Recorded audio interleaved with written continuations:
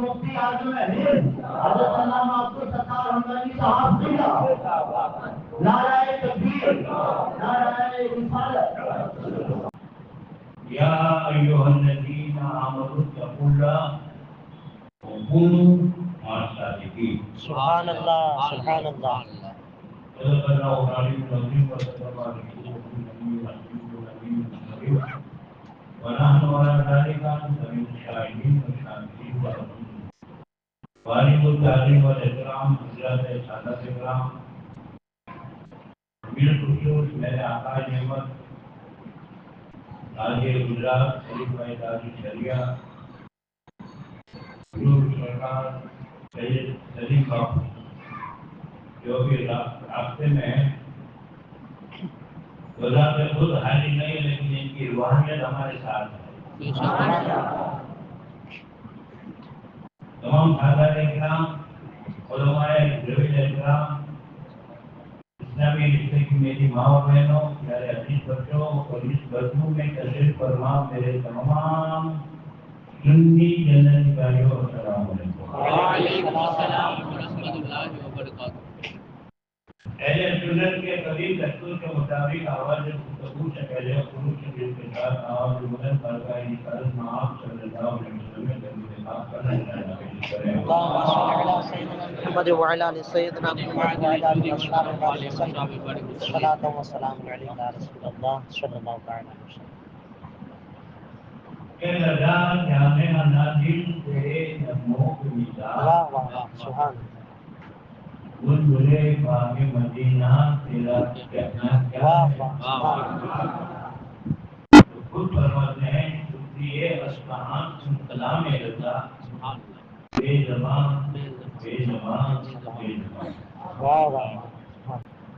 اعلیٰ حضرت رضی اللہ تعالیٰ عنہ کی ایک مشہور نعت ہے واقعہ جود و کرم جیسے رہے بتا تیرا نہیں سنتا کہ نہیں مانگنے والا تیرا.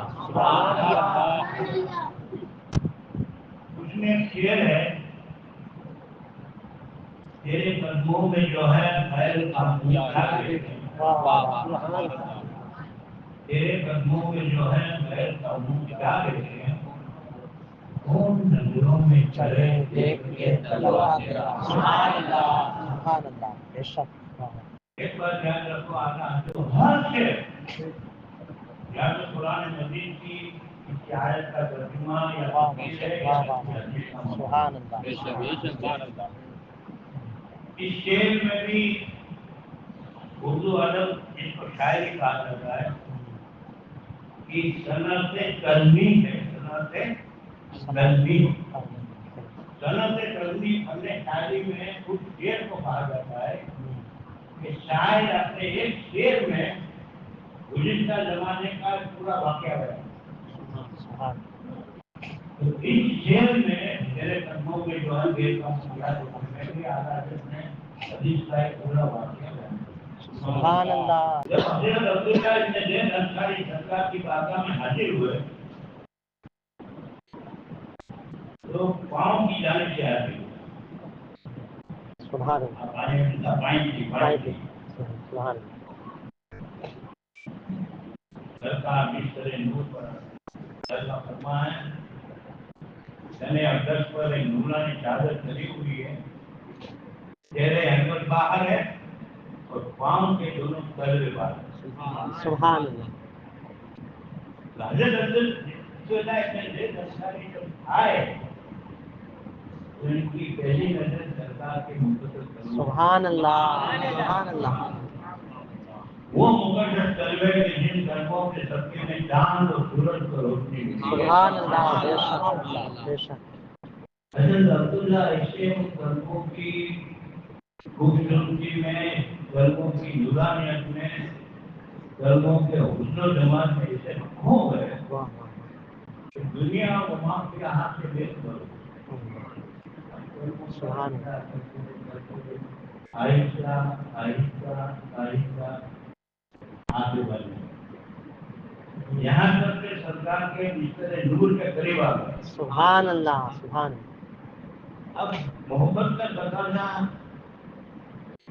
جب اس سے باہر ہو گیا یہ چاہتا ہے کہ یہ مقدس لوگوں کا بھوکا کب ملے بچ چکے اور سرکار کی مقدس لوگوں پر نوٹ کرو سبحان اللہ اب ذرا سوچو کہ جب حضرت عبداللہ ابن زید انصاری نے اپنے گھٹنوں کو سرکار کی مقدس قدموں سے لگایا ہوگا اور سرکار کے تلوے اور ان کی ماں کی بدن میں کتنا مسئلہ ہوا ایک عمر کتنا ملا اتنے قریب سے وہ لوگ کے نام کی رہے تھے اپنے آپ کو سبحان اللہ جی نہیں جانتا تھا بلکہ یہ خواہش ہو رہی تھی کہ کاش کسی وقت اگر حضرت اسرائیل علیہ السلام آ جائے ہاں ہاں در وقت اجل سر تیرے قدموں پہ جھکا جتنی ہو بلا ایک سجدے میں ادا سبحان اللہ یہی خواہش تھی کہ بس بلکوں کو نہ چھوڑوں لیکن فوراً خیال آتا ہے عبداللہ اپنے جسم کے جوش کو ہوش کی لگام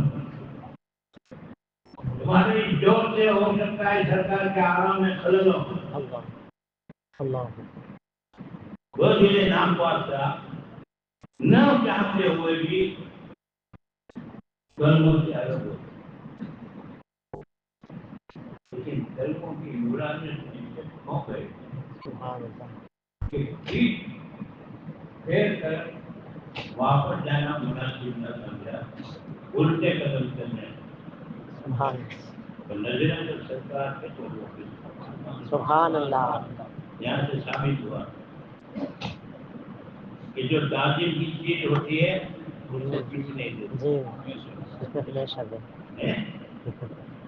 ہم کسی کو اللہ کے بے شک مقدس ولی کی بارگاہ میں حاضر ہوتے ہیں غریب نواز میں جاتے ہیں حضرت محمود شاہ مکے والا کے بازار پہ جاتے ہیں دوسرے ولی اللہ کے بازار پہ جاتے ہیں سبحان اللہ دوسرے قوم وقت کرتے ہیں تو وہاں پہ بولتے ہیں چیز ہو گیا ارے شیخ نہیں ہوا وہاں صحابی کی سنت پہ عمل ہوا سبحان اللہ بے شک ایک صحابی سکھا کے گئے ہیں ہمیں سبحان اللہ کہ جو تعظیم کی چیز ہوتی ہے اس کو پیٹ مت دو بے شک حضرت عبداللہ نے زید انصاری الٹے قدم واپس جانے لگے تو جب تک سرکار کے مقدس کلوے نظر آ رہے تھے الٹے قدم چلے سبحان اللہ جب کلوے نظر آنا بند ہوئے اب پیٹ پھیری اور اپنے کام کرے دوسرے دن یہ خبر آتی ہے رابطہ میں رسالت ماسا کے نبوت سرکار دو عالم صلی اللہ علیہ وسلم نے دنیا سے پردہ کیا اللہ جیسے ہی حضرت عبداللہ نے زید انصاری کسی شخص سے معلوم ہے محدثین کرام حضرت عبداللہ نے زید انصاری کے بارے میں لکھتے ہیں کانا مستجاب دعوا سبحان اللہ وہ اتنے عبادت گزار تھے رات نماز پڑھتے تھے رات بھر دن میں روزہ رکھتے تھے اور ہر وقت اللہ کی ذکر میں اور صرف اور اپنے آقا کی عشق میں مت سبحان اللہ سبحان ان کو محدثین کرام مستجاب الدعوات کہنے کے جس کی دعا فوراً قبول ہوتی ہو سبحان اللہ مستجاب الدعوات کہتے ہیں سبحان اللہ بے شک مستجاب الدعوات جب انہوں نے سنا کہ سرکار سے پردہ کر لیا واہ محمودہ بلکہ تین باری زمین پر بے وقت کے ملے بغیر پانی کی مچھلی تڑپتی ہے اس طرح تڑپ نہیں زمین کو لوٹتے لوٹتے اس دیوار سے ٹکراتے ہیں یہاں سے لوٹتے لوٹتے اس دیوار سے واہ محمدہ واہ گیا تھا یا رسول اللہ چیختے چیختے چیختے گلا بیٹھ گیا وہاں تک لیکن آپ نے کبھی سنا ہے کہ کچھ اختیار نے یہ دو آخروں کا اللہ مجھے انداز کرتے اگر کبھی کوئی لڑتے ہیں یا کبھی ہوتے لڑتے ہیں تو بولتے ہیں کہ تم اندھی ہو تم اندھا ہو تو کیا بولتے ہیں بھائی بدوا مت دے اندھا تو ہو نا جرا باپ ہوا میرے بھائی کی بدوا مت دے صحیح بات ہے نا لیکن واہ قربان جائیں صحابہ کرام سبحان اللہ سبحان اللہ اللہ کا یہ گزکاری دعا کرتا ہے اللہ سبحان اللہ تیرے گنہگار بندے نے دنیا کی کوئی آخری چیز دیکھی ہے تو تیرے محبوب کے قدموں کو دیکھا ہے سبحان اللہ سبحان اللہ یا اللہ تیرے محبوب کے مقدس قدموں کو دیکھنے کے بعد اب میں دنیا کی کوئی چیز دیکھنا بے نہیں شک چاہتا بے شک یا اللہ میری آنکھوں کی روشنی چھین لے مجھے ایسا کر دے اللہ ان کا دعا مانگنا تھا اور ان کو قبول ہوئی آنکھوں کی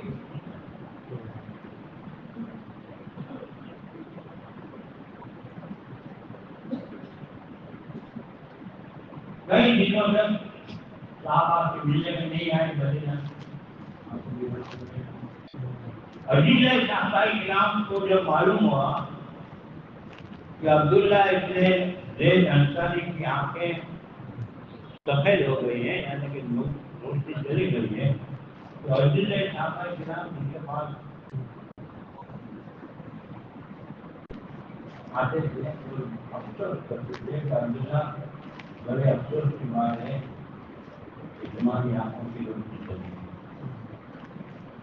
سنتے ہی عبداللہ جوش میں آ جاتے تھے افسوس کی بات نہیں ہے فخر کی بات ہے سبحان اللہ سبحان اللہ میں نے دنیا میں کوئی سب سے آخری چیز دیکھی ہے تو سرکار کے مقدس قدموں کو سبحان اللہ اگر آج اللہ مجھے ہرن کی آنکھیں دے گئے تو کس کو دیکھوں جس کو دیکھنا تھا وہ تو پردے میں چلے اللہ اسی کو حالات لکھتے ہیں سبحان اللہ سبحان اللہ قدموں میں جو ہے غیر کا ہم کیا دیکھیں غیر کا ہم لوگ کیا دیکھیں اور نظروں میں چلے دیکھ کے قدموں سبحان اللہ سبحان اللہ اب اپنا ایک چنتن کرنا چالو ہوتا ہے سبحان اللہ جب آپ کپڑے کا بہت کچھ بڑے بڑے اور وہاں آتے ہیں اوپر ہی چھوڑا گیا اور کیا کپڑے بولتے ہیں اور اس کی پیٹتے ہیں میرے رضا میرے رضا میں لگتا ہے کہ ابھی لیکن ہوتا کیا ہے وکیل سننے کے بعد آپ جاتے ہو تو کیا کہ گیا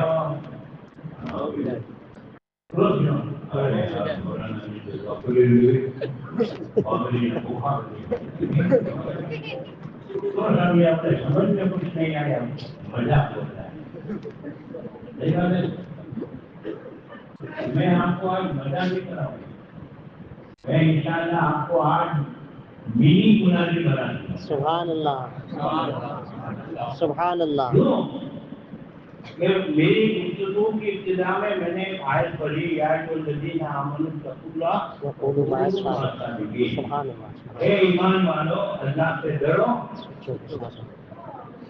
سچوں کے ساتھ ہو جاؤ سبحان اللہ سبحان اللہ اب آج سب سے بڑا مسئلہ یہ ہے کہ سچا کون ہم کو قرآن اور حدیث کی روشنی میں یہ طے کرنا ہے کہ سچا کون بے شک ایک واقعہ بن گیا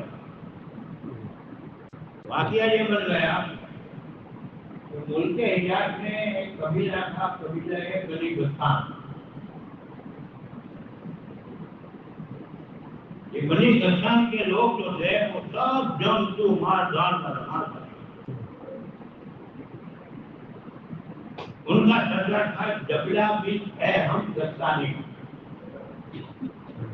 وہ ایک مرتبہ اس وقت خلیفہ مسلمین کی حیثیت سے سیدنا فاروق اعظم رضی اللہ تعالیٰ عنہ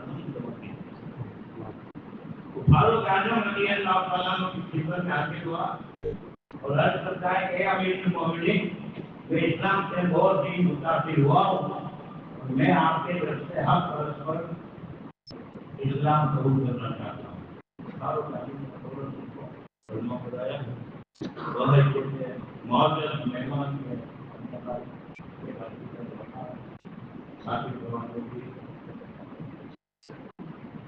جبلا نے احمد کے ساتھ اس کے 7,000 کی قوم کے آدمی بھی مسلمان ہو گئے تو فاروق اعظم بہت خوش تھے کہ ایک لڑاکو قوم کے لوگ جو ہمارے سامنے آج تک لڑتے آئے ہیں اب وہ ہماری طرف سے لڑنے کے لیے اتفاق سے جبلہ بن احم مدینہ سے پھر واپس مکہ آئے. غسان قبیلہ مکہ کے قریب میں ہی تھا. مکہ سے 13-14 کلومیٹر کے فاصلے پر قبیلہ بن گیا. تو جبلہ بن احم خانہ کعبہ کا طواف کر رہا اور ملک حجاز کے عربوں کا ایک دستور تھا تو وہاں کے جو بڑے بڑے رئیس ہوتے تھے, زمیندار ہوتے تھے, مالدار ہوتے تھے, لمبا کرتا تو سب پہنتے تھے, لیکن جو زیادہ مالدار ہوتا تھا وہ اپنی حیثیت کے مطابق قیمتی چادر کو اپنے گدے پر رکھتا تھا اور اس طرح رکھتے تھے کہ ان کا ایک طرح زمین سے گزرتا ہوا چلے آگے آنے تک ہوگا سے وہ اتفاق سے ملک حجاز کے قبیلے خزاعہ کا ایک دیہاتی وہ بھی طواف کر رہا اور طواف کرتے کرتے غلطی سے اس کا پاؤں جبلہ بن احم کی چادر کے اوپر لگ گیا. تو جب جو چادر گندے سے نچڑتی ہوئی گھسیٹتی آتی تھی وہ سڑک پر زمین پر. یہ بہت بڑی توہین کی اس زمانے میں ملک حجاز. جبلہ بن احم کو آ گیا میری توہین کس نے کی. دیکھا تو ایک دیہاتی آدمی تھا. اس نے کہا کہ حضور غلطی سے میرا پاؤں پڑ گیا تھا, مجھے معلوم نہیں تھا, معاف کر لو, میری غلطی ہو گئی. لیکن جبرا مسجد کا نام ہو گیا تھا اور اس کی ایسا جوش سے مکہ مارا اس کی ناک کی ہڈی اور آگے کے 4 دانت ٹوٹ گئے. اتفاق سے ان دنوں میں فاروق اعظم بھی مکہ معظمہ میں حج کے لیے آئے. قبیلے بنی خدا کے وہ سب کو معلوم تھا کہ امیر المومنین مکہ میں. تو جب جبلہ بن احم نے اس کو زخمی کر دیا تو وہ اسی حالت میں روتا ہوا فاروق اعظم کی بارگاہ میں پہنچا اور عرض کرتا کہ امیر المومنین جب میرے کو کتنا ظلم ہوا ہے اور اس نے پوری داستان بتائی کہ میرا کوئی ارادہ نہیں تھا, غلطی سے معاف ہو گیا. تو امیر المومنین نے جبلہ بن احم بستانی کو بلایا کہ جبلہ اس چیز نے تجھے بڑا کیا کوئی دیہاتی کے ساتھ اتنا ظلم کیا. اس کی ناک کی ہڈی توڑ دی, آگے کے 4 دانت توڑ دیے. تو کیا کہتا ہے جبلہ کہ حضور یہ تو مجھے خانہ کعبہ کا جہاد معلوم تھا اس لیے میں نے صرف ایک مکہ ہی مارا. اگر خانہ کعبہ کے باہر کر کے حضرت میرے ساتھ ہوتی نہیں تو میں ان کی گردن بلا دوں. فاروق اعظم نے کہا مقدمہ ختم ہو گیا. انہوں نے خود نے کہا کہ خانہ کعبہ کا لحاظ کرتے ہوئے میں نے صرف مکہ ہی مارا ہے تو ثابت ہوا کہ تم نے مکہ مارا, تو قبول کرتا ہے اقبالی جرم ہے. اب میرا ججمنٹ یہ ہے کہ جو اس دیہاتی کی معافی مانگے اور اگر معافی نہیں مانگتا تو یہ شخص تجھے مکہ مار جس طرح تو نے اس کو مکہ مارا ہے وہ بھی تیری ناک توڑ دے اور تیرے آگے سے نادان کر دے. امیر المومنین یہ آپ کتنا انصاف کر رہے ہو, یہ معمولی دیہاتی اور میں قبیلے بڑی بسان کا سردار 10,000 آدمی میرے ہاتھ کے نیچے میرے ساتھ فاروق اعظم رضی اللہ تعالیٰ عنہ فرماتے ہیں اسلام میں انصاف سب کے لیے برابر ہوتا ہے, یہاں اونچ نیچ نہیں دیکھا جاتا. قرآن کا جو فیصلہ ہے قرآن کی آیت ہے اسی مطابق مجھے انشاءاللہ سزا جبلہ سوچتا ہے کہ اصل میں جہادی کی معلومات پوری دنیا مجھ سے سو گئی. اتنا بڑا بدلا ہوتا ہے جہادی سے معافی مانگ رہا ہے.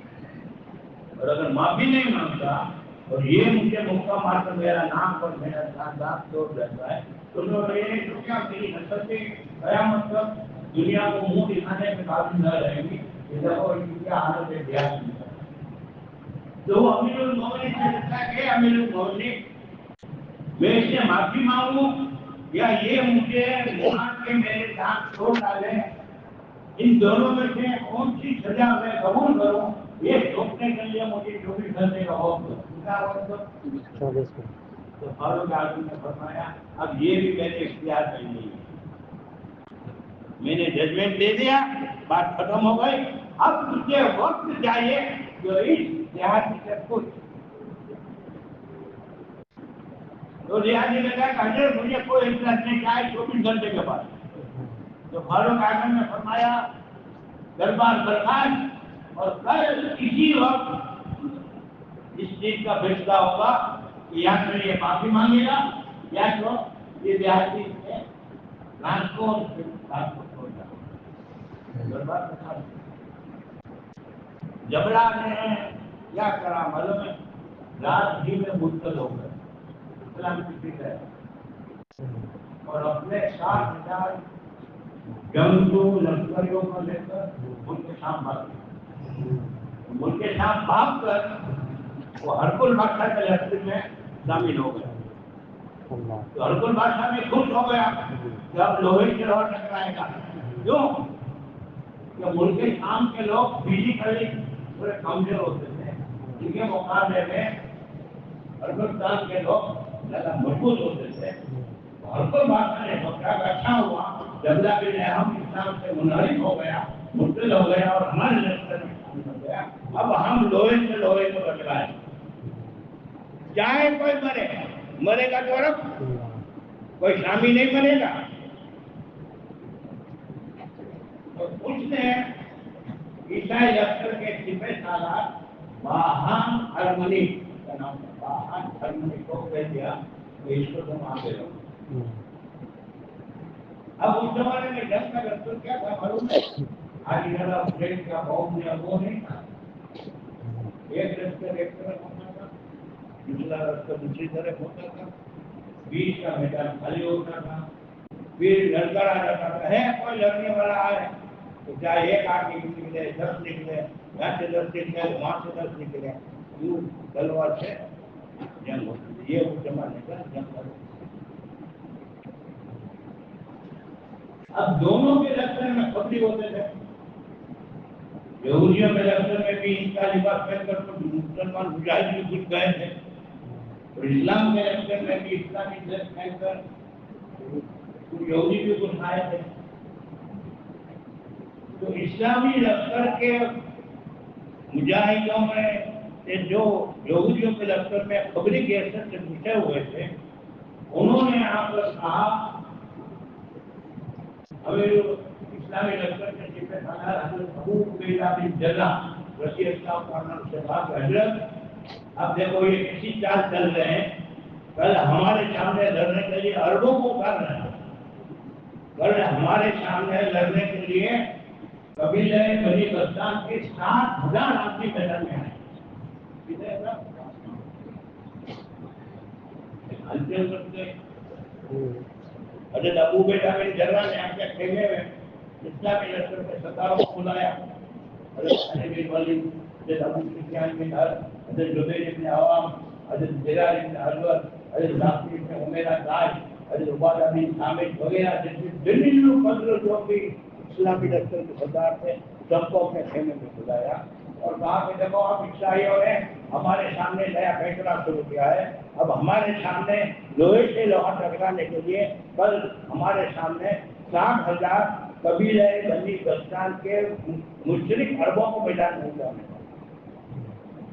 آپ لوگوں کی کیا رائے ہے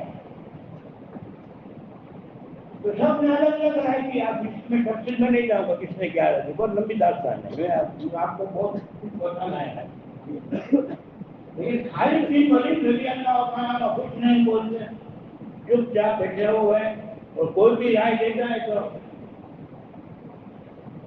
یوں کرتے ہیں حضرت ابو کو جا کے کہا حضرت خالد سے کہا ہے خالد سب نے رائے دی، تم نے کچھ رائے نہیں دی. کہ جو کوئی بھی رائے دیتا تھا نا لفظی میں یعنی کہ انکار میں اپنا کر ہی رہتے تھے. حضرت خالد بن ولید نے کہا ہے میری سردار میری حیثیت کیا، میں تو ایک اپنا سپاہی ہوں.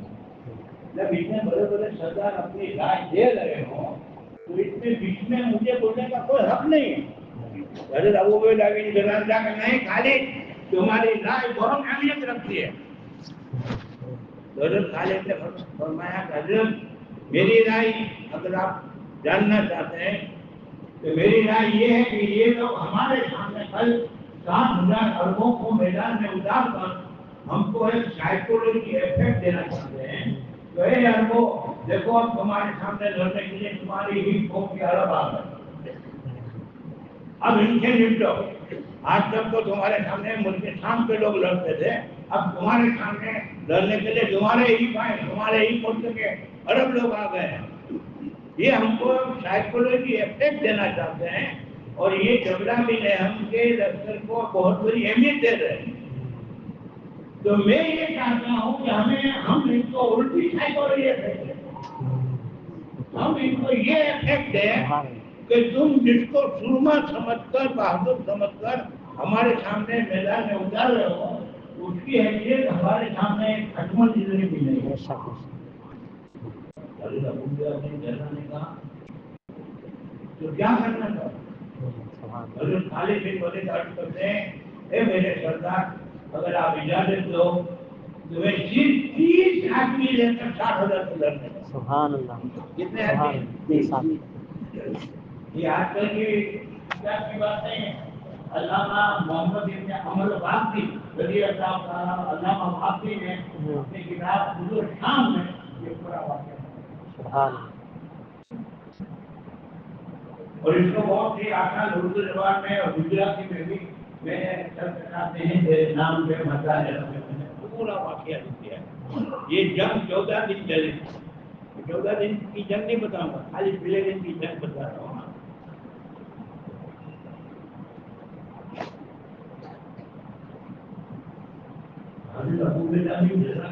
خالی تمہارا ڈیسٹینیشن کیا ہے؟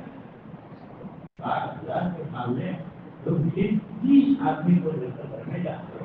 تمہاری غلط ہے کیلکولیشن، تمہاری غلط ہے کیوں کہ غلط خالد کہتے ہیں صاحب ایک مجاہد 2,000. سبحان اللہ. سبحان اللہ. سبحان اللہ. اور انشاءاللہ میں ان کو 30 کے رکھ دوں گا. سبحان اللہ. کیا فرماتے ہیں خالد؟ 30 کے رکھ. مجھے پورا یقین ہے کہ تم ان کے بھاری پڑو گے، ان کو پیچھ کے رکھ دو گے، لیکن اے خالد قرآن کا حکم ہے بولا تم کو بے کو میں چاہوں گا اپنے ہی ہاتھ کو ہلا کر کے مت کرو.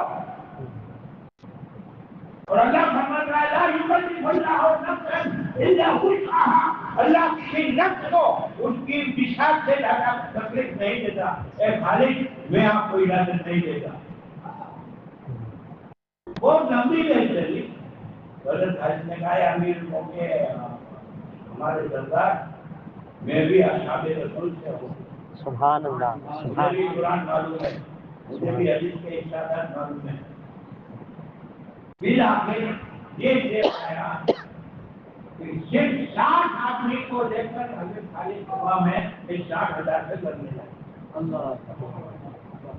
ایک آدمی 1,000 سے لڑنے لگا. دیکھو ہماری تاریخ دیکھو کیا تاریخ ہے. اور آج ہماری زندگی دیکھو جب میں ہمیں گھروں کو ایک دینے چالو کی تو اپنے والے کی کیا معلوم ہے بھاگی ہی پھیل ہوئے. نہیں گھروں پر بے شک بے شک. میری 2 کروڑ میں 2 پاری ہو گئی ہے. کتنے میں 2 کروڑ. میرے گورنمنٹ نے 2 کمانڈو پاس کیے.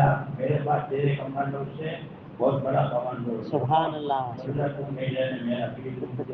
سبحان اللہ.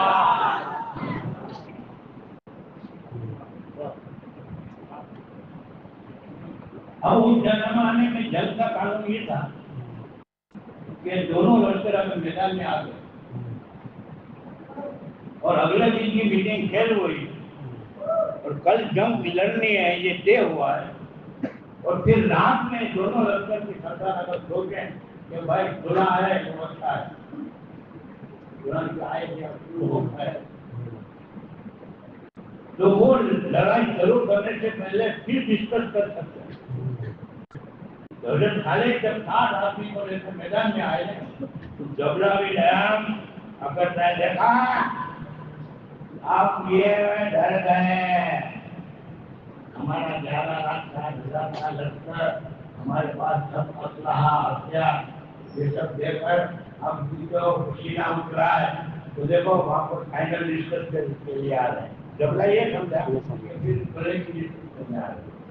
حضرت خالد اپنے ساتھ لین کے آس-پاس کی لوگ معلوم ہے ابھی جبیل جواب ابھی عبداللہ میرے پاس سبحان اللہ جیلانی اپنے حضرت سبحان یہ سے ابھی دوبارہ بن ثابت اللہ کے میرا دائی یہ سے دلیل القدر ثابت اور ایک خاص حضرت علی ابن حاتم جائے کہ حاتم جائے تھا وہ دوسری کا اس پر من نہیں تھا ان کے جو ساتھ تھا جس کا حضرت علی رضی اللہ عنہ سبحان حضرت خالد میدان میں اب بیچ میں لڑنے میں چلا ہے یہاں کے رک گئے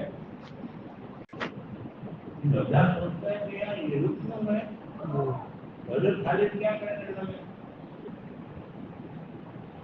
میں بنا میں کہا جس کو جبری ماں لاگی ہوا بچے بات کرنے سے تو کرنے لگے تو یہاں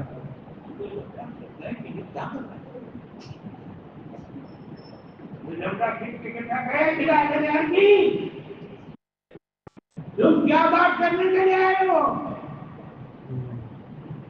حضرت خالد کرنے کا ہم کی بات کرنے کے لیے نہیں آئے حاصل کرنے کے لیے تو انہیں شکل ہمارے اوپر ابھی شامل رضی اللہ تعالیٰ آئے تھے لیکن کوئی فائدہ نتیجہ نہیں ہوا آج جنگ لڑنے کا فائدہ ہوا ہے اسے ہم لڑنے کے لیے نہیں آئے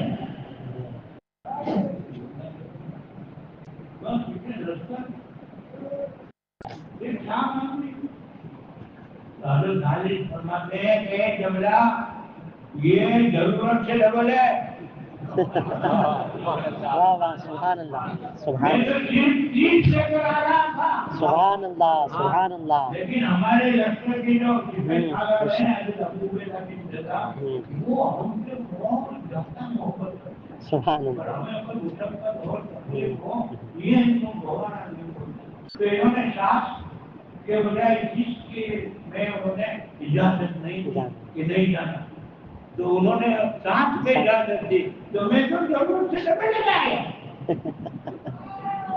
اب جبلا سوچتا ہے کہ اگر یہ ساتھ آدمی ہمارے ساتھ رہ ہے اور اگر ہم نے ساتھ کو مار بھی ڈالا تو بھی دنیا ہمیں ٹھوکے گی کہ کیا بادری کا کام کیا 7,000 کے مشکل 4 کو مار ڈالا اور اگر خدا کا خواستہ یہ ساتھ ہم پہ غالب آ گئے تو قیامت تک ہماری نسل دنیا کو منہ نہیں دکھا سکے گی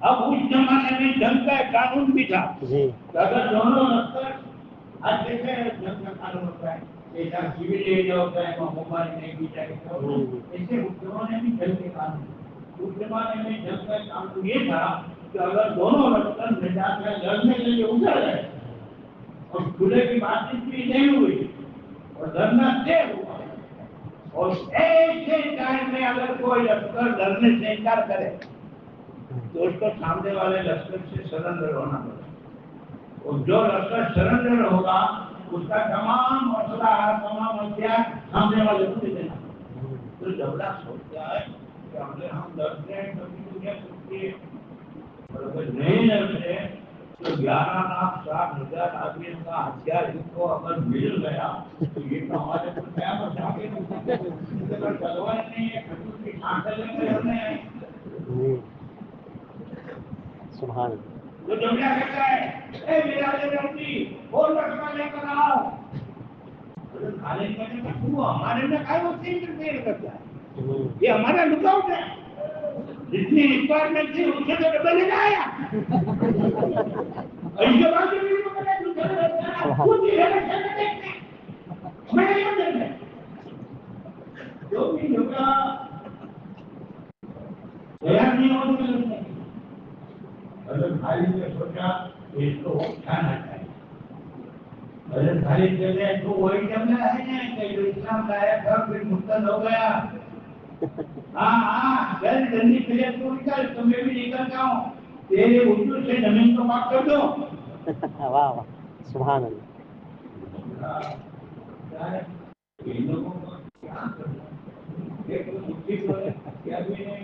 ہم کو گالیاں دیتے ہیں تو لوگ کا وہ کان ڈرمانے کے پاس ہے وہاں ڈرمانے کو کہتا ہے کہ یہ تو لڑنے کے لیے آئے ہیں اور پھر ہم کو ڈانٹ دیتی ہیں دھمکا دیتی ہیں گالیاں بھی دیتے ہیں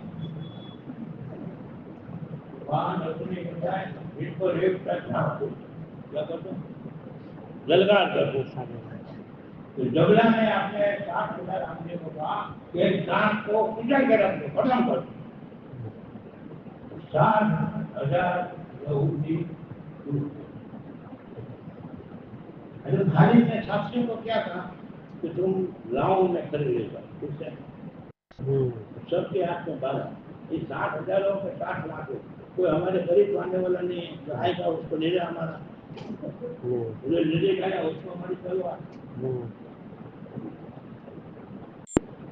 ایسا دعویٰ بولا انہوں نے اسلامی لشکر کے سپاہی برہم ہونا حضرت جیلانی نے حضرت رضی اللہ عنہ وہ حضرت خالد کے خاص دوست اور ان کو یہ یہودی لوگ معذرت کالا شیطان کہتے تھے کیونکہ ان کی اسکن تھی نا جملے بالکل بلیک کلر کی تھی اور ان کی ہائٹ 7.5 فٹ کی ہائٹ تھی اور وہ ایسے جمع مت تھے کہ جب لڑتے تھے تو کوئی اسلام نہیں ہوتا صرف چترے اور کرنے کے لیے صرف لنگی باندھتے تھے باقی کا بدن پورا ہوتا وہ حضرت خالد ہمیشہ ساتھ میں لے رہے ایسے پکے لوگ تھے اب سنو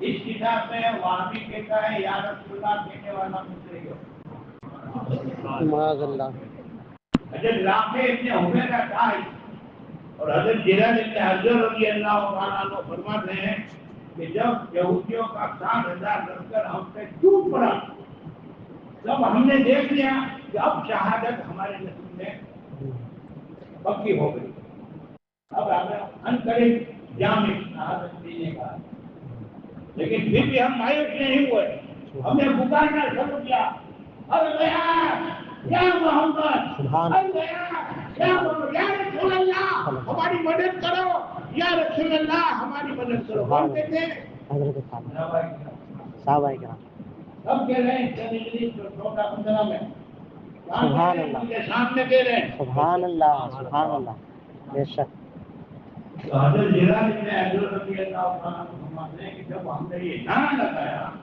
تو ہمارے اندر سے ایک ایسا جوش پیدا ہوا کہ ہم نے وہ مار دیا سبحان حضرت جلال ابن حضر رضی اللہ عنہ فرماتے ہیں کہ جب ہم نے اللہ کی فیصلہ کی تو میں نے سوچا دیکھو میرا دوست خالد کیا کرتا سبحان تو میں نے جیسے گردن گھما کر خالد بن ولید کے گھوڑے کو دیکھا فوراً میں نے پڑھا انا للہ و انا الیہ راجعون آئے خالد شہید ہو گئے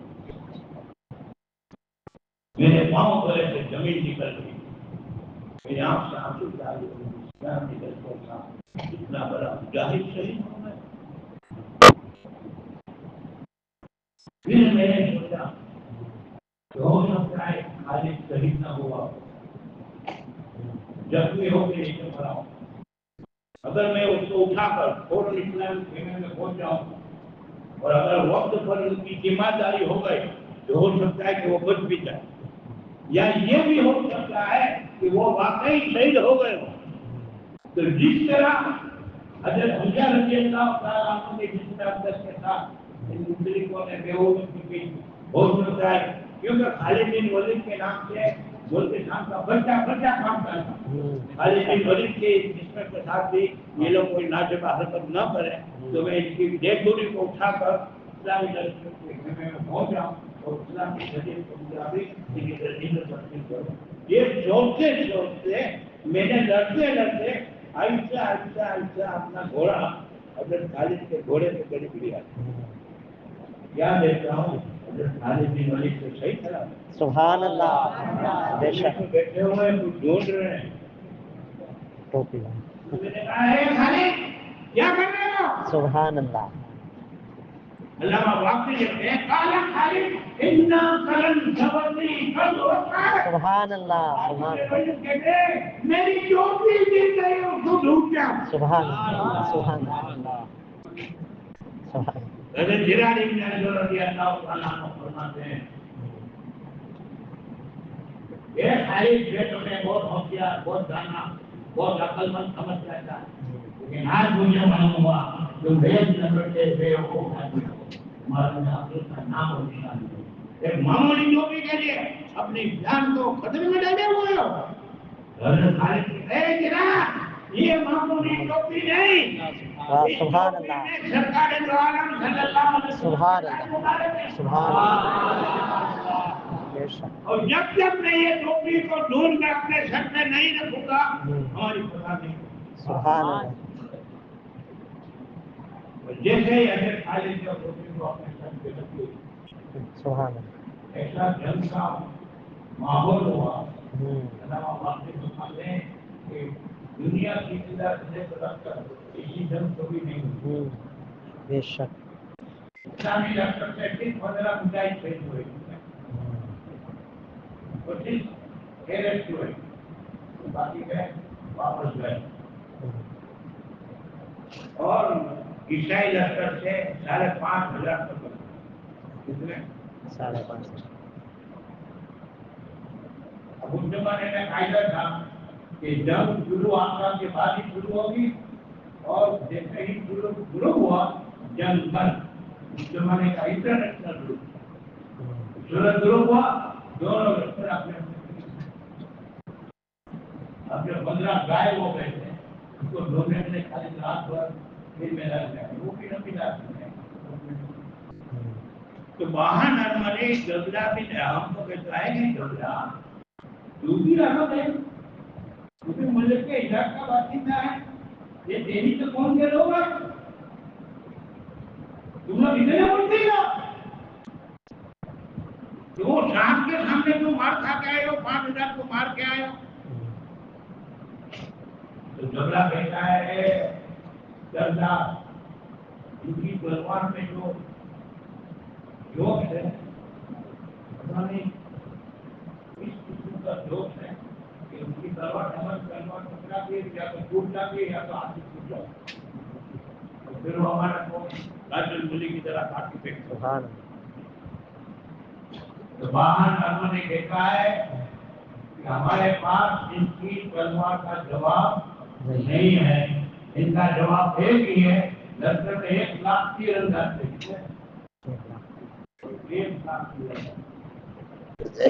جو باہر نرمنی نے ان 1,30,000 کو دوسرے دن صبح میں فرنٹ میں کھڑے کر دیا اور کہا کہ ہم کو جنگ کے قانون کی ایسی دیکھی گرو آپ سے پہلے ہی تمہیں اس پر شیروں کی بارش فجر کی نماز ابو بیٹا بھی جلنا امامت کروا رہے تھے. نماز پڑھ رہے تھے کہ اچانک 1,00,000 تیر اندازوں نے تیر برسانا شروع کیا. ایسا کرو کیا حالت ہوئی. کھیلے کا پکڑے کا ہوتے تھے اس زمانے میں تمبو میں تو تیر نہیں کرائے گا.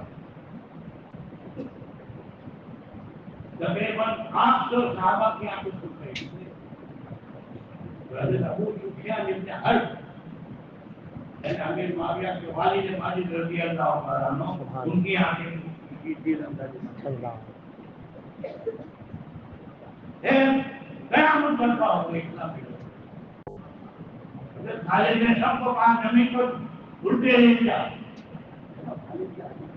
دماغ کے ساتھ سبحان گھسیٹتے خالی پیلوں نے گھومنے تو سب کو کہا کہ دیکھو یہ اپنے ٹھیک بتا رہے ہیں، یہ اپنی بجلی دکھا رہے ہیں، یہ اقرار ہے ان کا کہ ہماری تلوار کا ان کے پاس جواب نہیں ہے، لہٰذا یہ ہم پہ تیر برسا رہے ہیں۔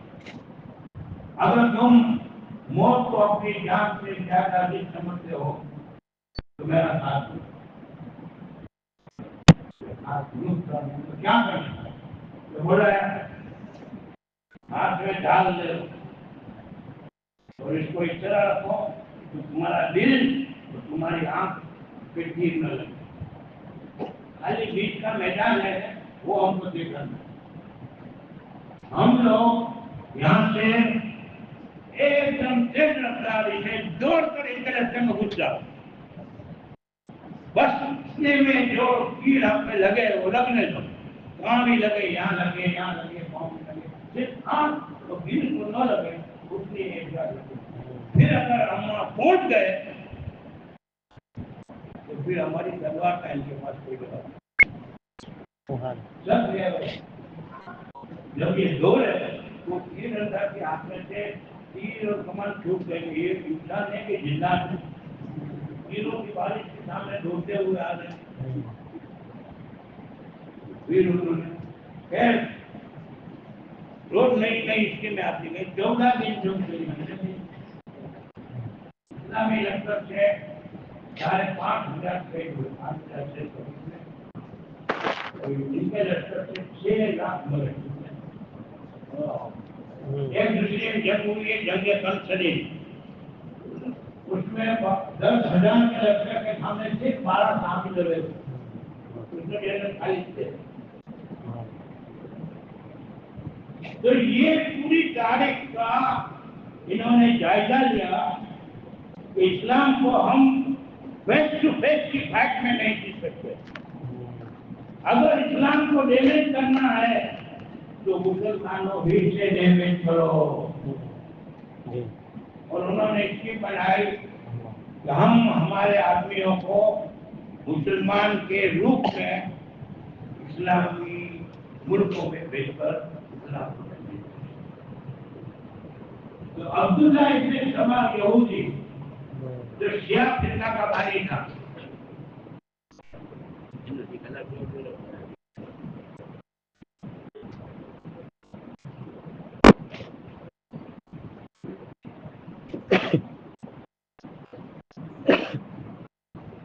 اس کو ذمہ داری دی گئی کہ تو اسلام قبول کر، مسلمان بن جا، دکھاوے کا، تیرے ساتھ کم سے کم 2,000 آدمی تیرے ساتھ ہوگا۔ تو عبداللہ بن سبا یہودی اپنے 2,000 آدمیوں کے ساتھ لا الہ الا اللہ محمد رسول اللہ تعالیٰ دکھاوے۔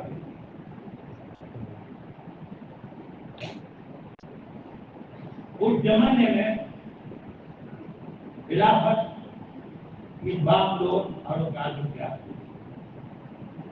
اس کا کچھ بس لیکن اس نے اپنی ایکٹیویٹی جاری رکھی، اپنے کچھ نمائندوں کو مکہ میں بھیجا، کچھ نمائندوں کو مدینہ میں بھیجا، کچھ کو مصر میں بھیجا، کچھ کو ان کے سامنے بھیجا۔ اور ہمیشہ ہوتا ہے کہ یہ مولانا کا نہیں، ان کا دونوں کا کیس چل رہا ہے مغل، اور یہ مولانا کی زمینیاں سمجھا کہ ماں کا بیٹا ہے دے دیتا، جج نے پھر بھی اس کی فلور پہ کر دیا تو مولانا کو شکایت ہوگی نہیں گیا، میں جن کا مالک میرا دستاویز ہے، پھر بھی اس کے فلور میں شکایت ہوگی۔ تو ہر دور میں حاکم کے ساتھ لوگوں کو شکایت ہوتی ہے، جس کی ان فیور میں ججمنٹ آتا ہے اس کو ہمیں شکایت ہوتی ہے۔ تو عبداللہ بن سبا کے آدمیوں نے گھوم کر لوگوں کو منگلانا شروع کیا، خاص کر کے ان لوگوں کو جن کو امیر المومنین کے حکام سے تکلیف پہنچی، کسی کو سزا دی، کسی کے خلاف ججمنٹ دیا۔ اس طرح کرتے عبداللہ بن سبا یہودی نے ایک نیا فرقہ جنم دیا۔ 2,000 آدمیوں سے مدینہ میں حملہ بھی کیا، اور اسی حملے میں امیر المومنین، آپ یہ بہت لمبی بات ہے، میں آپ کو بہت میں بتا رہا ہوں، حضرت عثمان غنی شہید ہوئے۔ حضرت عثمان غنی کی شہادت کا خوشگوار عبداللہ بن سبا نے حضرت علی کو ٹھہرایا۔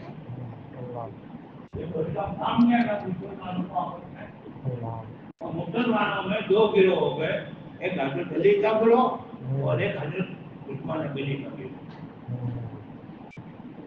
جب یہاں سے شیعہ فتنہ کی پوجا، اگر آپ اللہ توفیق دے تو یہ کتاب پڑھیں گے تو شیعہ کے کل چموتے پھرتے ہیں، کتنے؟ 74۔ سب کی داستانیں اور سب کا عقیدہ کیا الگ الگ عقیدہ ہے، اور یہ ہم نے چیلنج سے لکھا ہے۔ وہ شیعہ فرقے کا جو ہے ابھی جو قلب جواد، اس کو بھی یہ کتاب بھیجی، اور اس کو خاص کر کے میں دم کم ہے تو ہم نے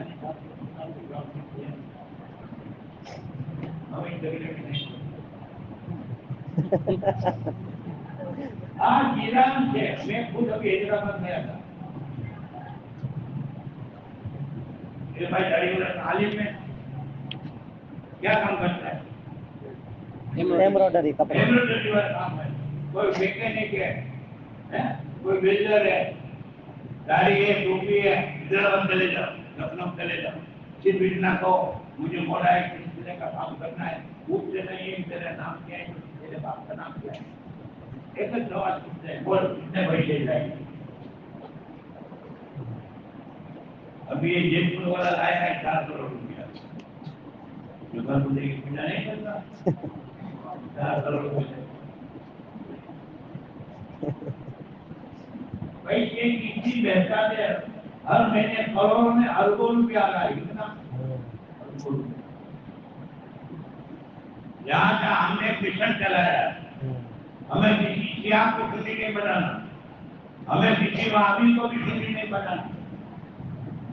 ہمارا مشن ہے آپ کے بعد اب کوئی سنی نہ شیعہ بنے نہ وہابی۔ بے شک، سبحان اللہ، سبحان اللہ، سبحان کسی وہابی کو سنی بنانا اس سے لاکھ درجہ بہتر ہے کسی سنی کو وہابی نہ ہونے دو۔ اللہ، بے شک، اگر کوئی بندہ چاہتا ہے اپنے عقائد باطلہ سے توبہ کر کر سنی بنتا ہے تو جہے نصیب، لیکن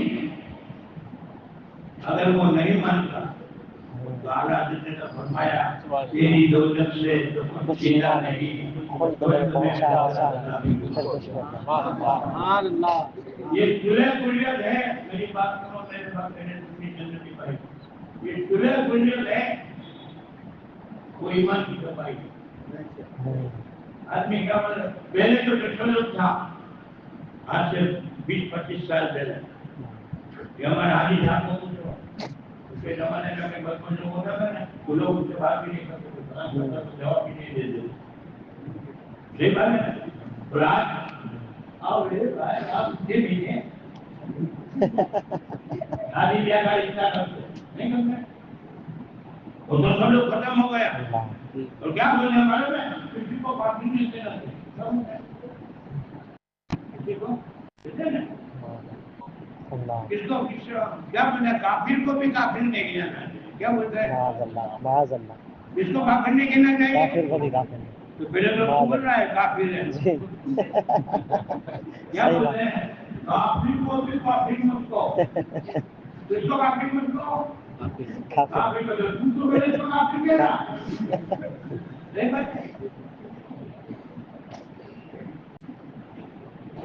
اب سنو، حضرت عثمان غنی کی شہادت کے بعد عبداللہ بن سبا نے بہت جلد بشیر تقریر کرتا تھا، تو اس کی تقریر سن کر اچھے اچھا آدمی بھی مل جاتا۔ اب سنو، دیکھو اس نے اپنا پہلا پوائنٹ کیا رکھا، بولو مسلمانوں، میرے مسلمان بھائیوں بولو، تمام نبیوں سے افضل کون نبی ہے؟ تو کون ہے؟ حضور صلی اللہ تعالیٰ بولو ہے ہمارے نبی صلی اللہ تو ایک بات بتاؤ، جب عیسیٰ علیہ السلام دوسری مرتبہ دنیا میں آئیں گے تو ہمارے آقا کیوں نہیں آئیں گے؟ اللہ کیونکہ حضرت عیسیٰ سے تو زیادہ افضل ہمارے حضرت محمد صلی اللہ علیہ وسلم ہے. جب عیسیٰ علیہ السلام آ سکتے ہیں تو حضرت محمد صلی اللہ علیہ وسلم کیوں نہیں آئیں گے؟ ضرور آئیں گے، ضرور آئیں گے. یوں کر کے لوگوں کے دماغ میں ایک بات بٹھائی کہ حضور صلی اللہ علیہ وسلم پھر ایک دفعہ دنیا میں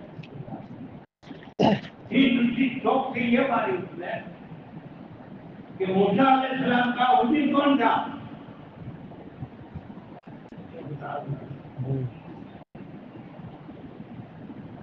موسیٰ علیہ السلام سے تو افضل ہمارے نبی ہے. تو جب ان کا وزیر ہو سکتا ہے تو ہمارے نبی کا وزیر کیوں نہیں ہو؟ اگر حضور صلی اللہ علیہ وسلم پھر دنیا میں تشریف لائے اور پوچھیں گے کہ تم نے میرے وزیر کو پہچانا، میرے وزیر کے اوپر بھروسہ کیا، تو بولو میں غصہ کر دوں گے.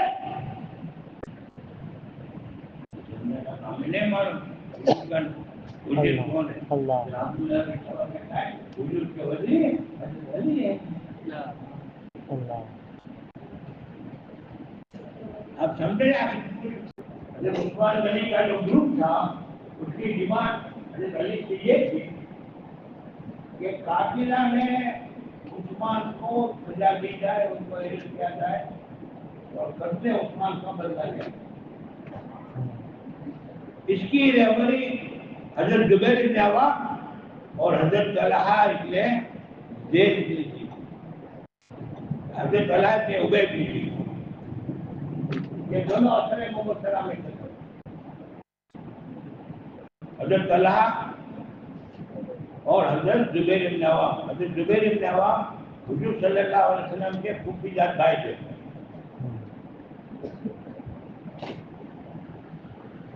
اب حضرت عثمان کو وہاں کئی بلوالے نے کیا کام کرا؟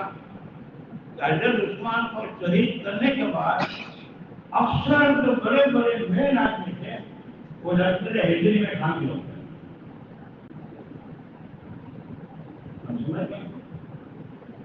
حضرت علی کو معلوم تھا کہ کس نے کیا رول ادا کیا ہے، لیکن اس وقت اسلام کی پوزیشن بہت نازک تھی. حضرت علی نے یہ سوچا کہ اگر میں اس وقت ان سب کو سزا دیتا ہوں تو ہو سکتا ہے لشکر میں بلوا ہو جائے.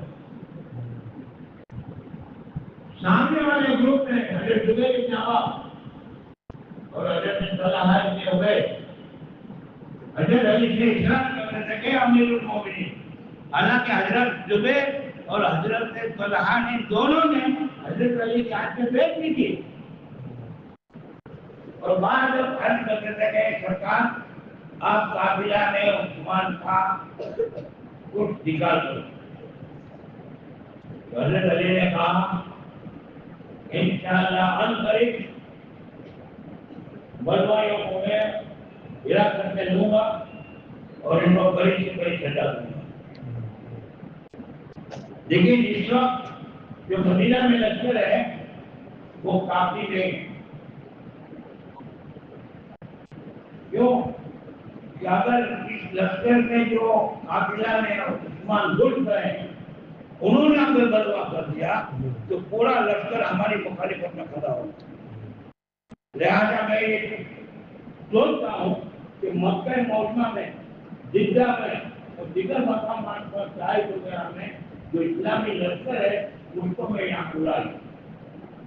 تو سب ساتھ میں مل کر ہم قافلہ میں عثمان کو سزا دیں.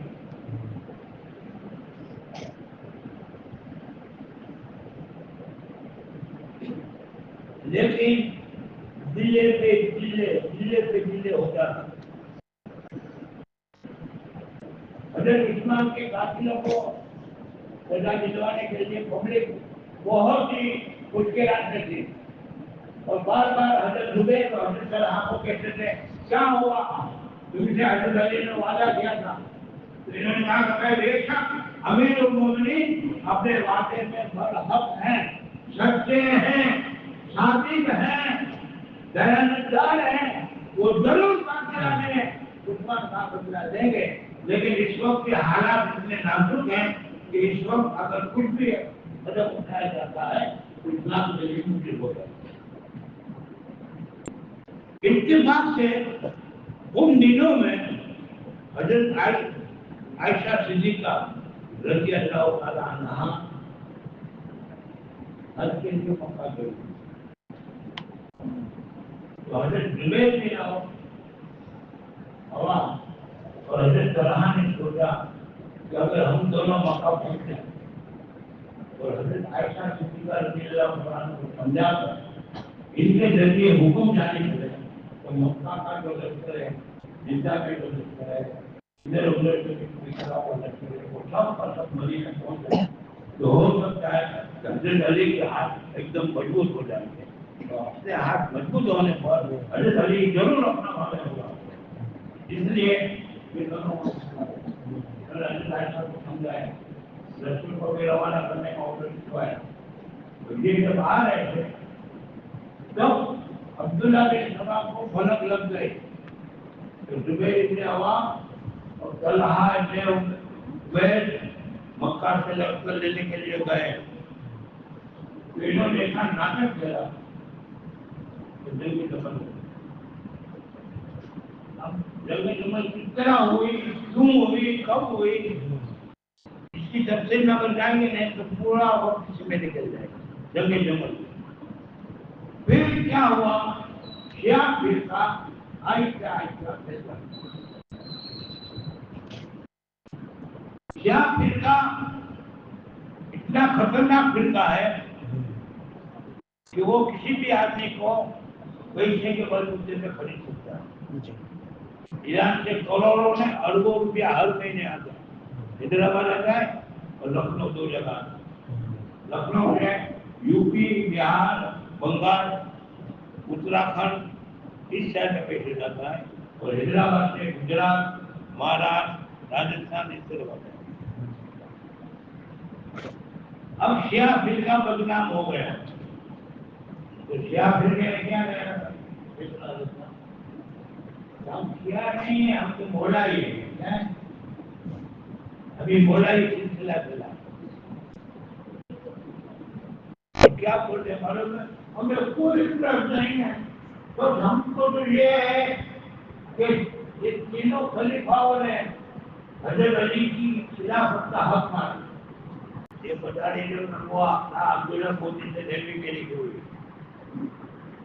یہ تحفہ اتنا اصلیہ حضرت شاہ عبدالعزیز مودی سے دہلی میں لکھی ہوئی، یہاں پر بخاری شریف بھی پڑھی ہوئی ہے، مسلم شریف بھی پڑھی ہوئی ہے، اگر کوئی شیعہ مناظرے کے لیے آئے نا تو میں کتاب کھول کے قانون کو مان سکتا ہوں، لیکن میں اس سے ضائع اس لیے ہوں کہ ہم کوئی بات اپنی طرف سے نہیں کہتے، جو بھی کہتے ہیں حوالے کے ساتھ کہتے ہیں۔ سبحان اللہ۔ علامہ جلال الدین سیوطی یہ کتاب ہے تاریخ الخلفاء، علامہ جلال الدین سیوطی کون ہے، جنہوں نے تفسیر جلالین شریف لکھی ہے، اور تفسیر جلالین شریف ہر دارالعلوم میں پڑھائی جاتی ہے، چاہے سنی کا ہو چاہے وہابی کا ہو، کسی کا بھی۔ علامہ جلال الدین سیوطی تاریخ الخلفاء میں لکھتے ہیں کہ جب صدیق اکبر رضی اللہ تعالیٰ عنہ زیادہ عزیز ہو گئے، بیمار ہو گئے، اور انہوں نے محسوس کیا کہ اب میں لمبا عرصہ دنیا میں رہنے والا نہیں ہوں، تو انہوں نے تمام صحابہ کو اپنے گھر پر بلایا، گھر کوئی بڑا بڑھنے کے گھر کے سامنے بہت بڑا حکم ہے، تو تمام صحابہ کو بلایا، جی وہ سے سننا میرے سنی جنت کی بات، اور حضرت ابوبکر صدیق رضی اللہ عنہ کی کسی کا بھی پوزیشن ایسی نہیں تھی کہ آپ اپنے گھر سے باہر نکل کر صحابہ کے مجمع میں جا کر کتاب پڑھی، لہٰذا انہوں نے عزیز صحابہ کے بڑے بڑے صحابہ سے بڑی بلائے، اور کھڑکی سے اپنا چہرہ اپنے پاس نکالا اور فرمایا گیا گروہ صحابہ، یہ گروہ صحابہ،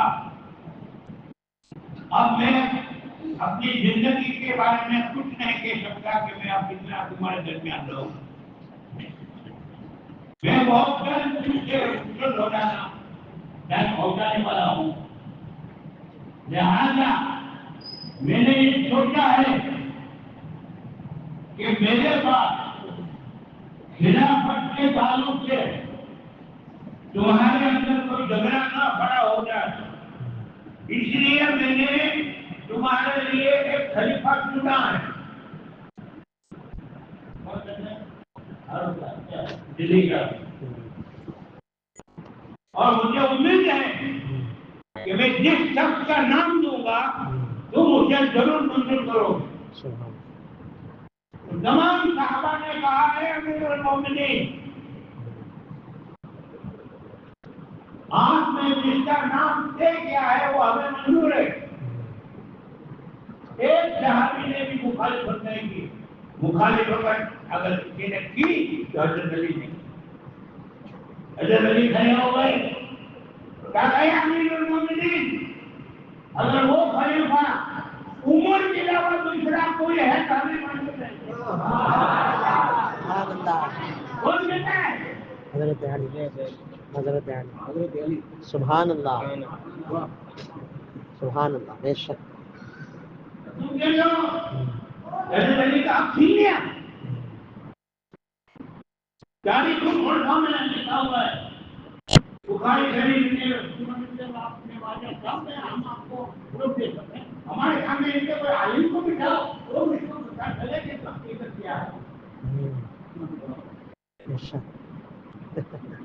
حضرت علی نے کہا گیا امیر المومنین آپ نے جو نام چنا ہے وہ نام اگر عمر کے سوا اور کوئی ہے تو ہمیں منظور نہیں۔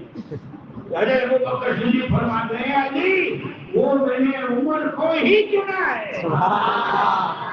سبحان اللہ۔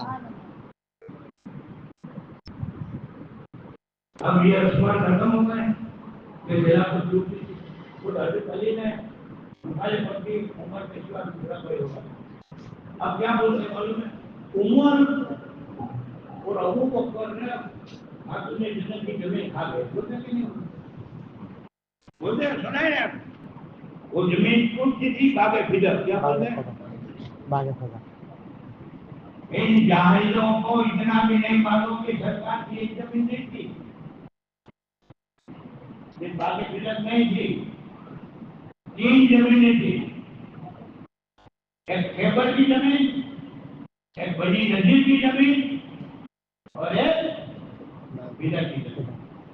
اس میں سے جو فدر کی زمین تھی وہ زرخیز تھی، اس میں پھل، کھجوریں، میوہ اتنے کثرت سے ہوتے تھے کہ اس زمانے کی لاکھوں کی آمدنی ہوتی تھی۔ تو سرکار وہ آمدنی سے یتیم بچیوں کی پرورش کرتے تھے، بیواؤں کی شادی کرا دیتے تھے، جو جوان بچی ہے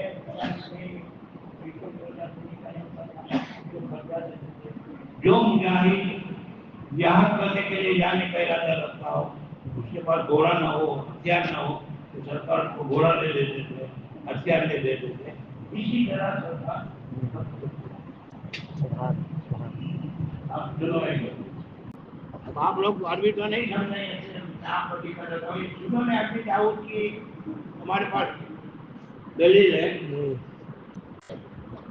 کہ سرکار کی ظاہری حیات میں خاتون نے جب فاطمہ کی جوڑا سرکار کے پاس گئی اور حضرت دیکھے والی نے محترم آپ ادھر کی زمین مجھے ہبا کر دو، یعنی کہ مخصوص کر دو۔ سرکار نے فرمایا میں نہیں دوں۔ اسی حدیث کو نقل شاہ عبدالعزیز مودی سے دہلوی نے بھی کیا ہے، اسی حدیث کو شاہ عبداللہ مودی سے دہلوی نے بھی کیا ہے۔ حدیث کی ایک مشہور کتاب کنز العمال میں بھی ہے کہ سرکار نے اپنی ظاہری حیات میں باغ فدر کی زمین کسی کو بھی نہیں،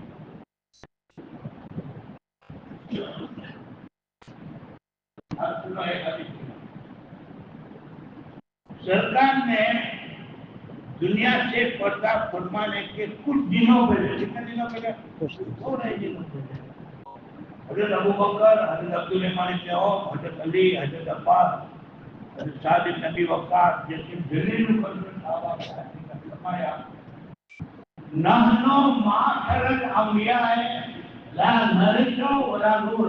बेशक बेशक बेशक। हम अंबिया किराम का जो गिरोह है, यानी कि जितने भी अंबिया किराम हजरत आदम से लेकर हजरत ईसा, सुभान बेशक, वो किसी की जायदाद के वारिस भी नहीं बनते और उनकी जायदाद का कोई वारिस नहीं बनता। बिस्मिल्लाहिर्रहमानिर्रहीम। इन्ना मआशिरुल अंबिया ला नरीदु वला नूर मा तरकनाहु सदक़ा। हम गिरोह अंबिया न किसी की मिल्कत के वारिस होते हैं, न हमारी मिल्कत का कोई वारिस होता है। माँ तरफना बहुआ सदक़ा, और जो हम छोड़ के जाते हैं वो सदका है। सुभान अल्लाह बेशक। ये हदीस के सनद इतनी किताबों में। अब सुनो, मैं आपको प्रैक्टिकल बताता हूँ। सरकार ने ये इरशाद फरमा दिया कि हम अंबिया, लेकिन सिर्फ सरकार ही नहीं, हजरत आदम से लेकर हजरत ईसा तक हर नबी के लिए सरकार ने फरमाया कि नबी का माल, नबी किसी के माल का वारिस भी नहीं बनता, न नबी के माल का कोई वारिस बनता है। हम जो भी छोड़ के जाते हैं वो अल्लाह की राह में सदका है। देखो इनके आठ हवाले, बुखारी शरीफ, मुस्लिम शरीफ, इब्न माजा सब है, कंजुल उम्मत। अब सुनो, मैं आपको प्रैक्टिकल बात बताता हूँ। ये हदीस फरमाने के कुछ दिनों बाद सरकार ने दुनिया से पर्दा कर दिया।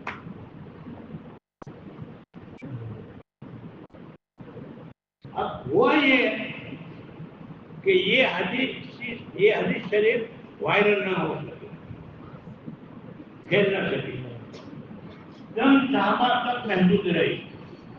और सरकार के पर्दा करने का गम मदीने शरीफ पे ऐसा टूटा कि गोया के महीनों तक, कई महीनों तक मदीने में कोरोना पद पे ले गया और अंधेरा छाया रहा और कयामत का माहौल हो गया। कई महीनों तक सहाबा इकराम को होश नहीं था, कोई मानने को तैयार नहीं था कि सरकार हमको अकेला छोड़ के चले गए।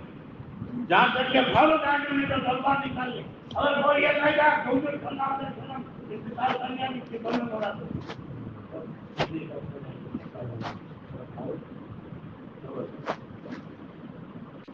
ये सब हालात है हमारे पास, ग्रुप के साथ है। बेशक इतना वक्त मैंने आप ही थक जाओ, मैं नहीं थकूंगा, सुबह तक करूंगा।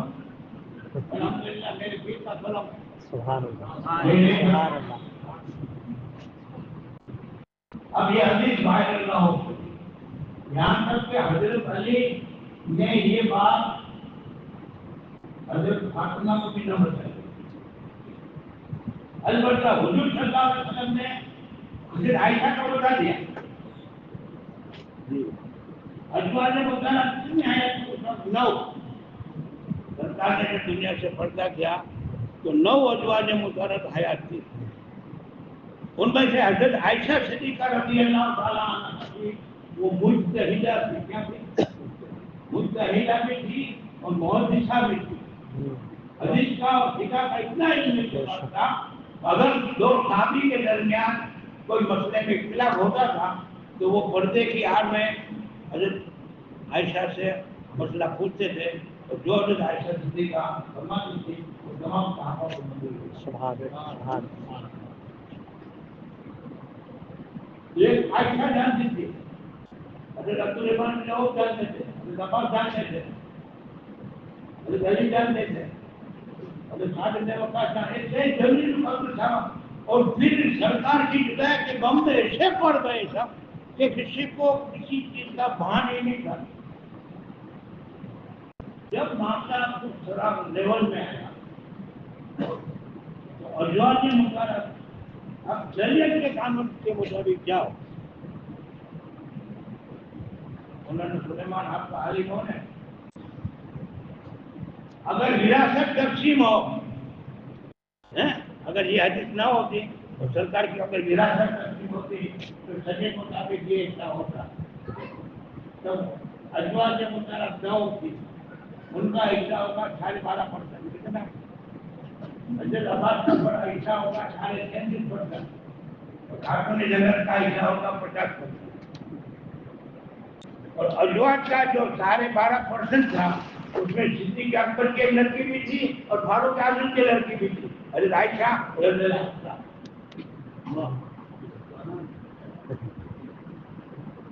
سنو میں آپ کو بتا دوں، تو ازواج مطہرات میں حضرت عثمان غنی کو بھی حدیث نہیں معلوم،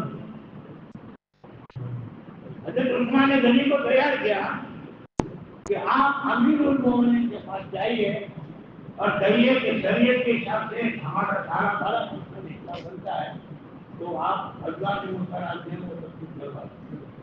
تو حضرت عثمان جانے کے لیے سوچ رہے تھے کہ چلو میں کل پرسوں چلا جاؤں گا۔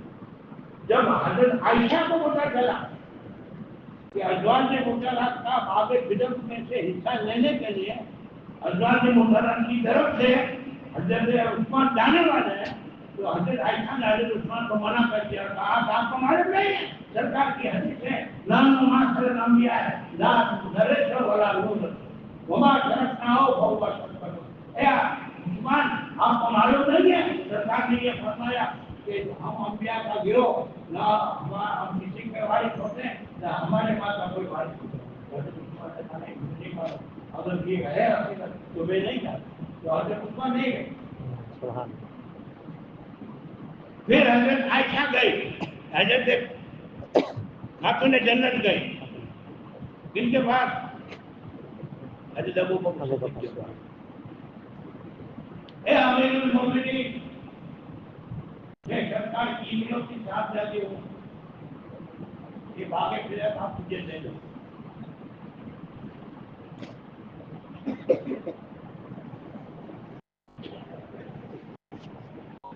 حضرت امیر المومنین صدیق اکبر نے کہا کہ میری ماں، میری دادی شہزہ تھی، میرے آقا کی لفظ جگر، ناراض نہیں ہونا، لیکن سرکار کا یہ قول ہے کہ ہماری جائیداد تقسیم نہیں ہوگی، لہٰذا میں آپ کو حضرت عائشہ وہاں سے پھر بدلا ہوا آپ کا حضرت نہیں کرتا، تو یہ جائیداد کس کی دیوی میں آئی؟ حضرت فاروق اعظم۔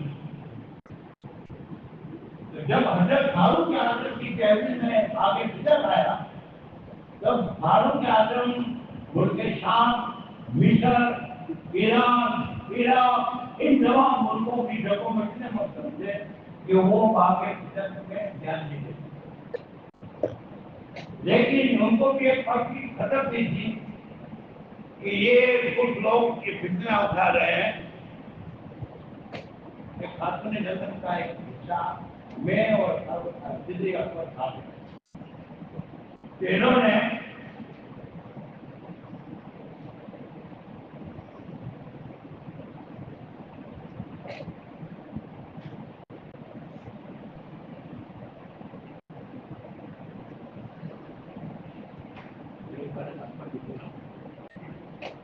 ایک پوری بات کی ہے، صحیح بخاری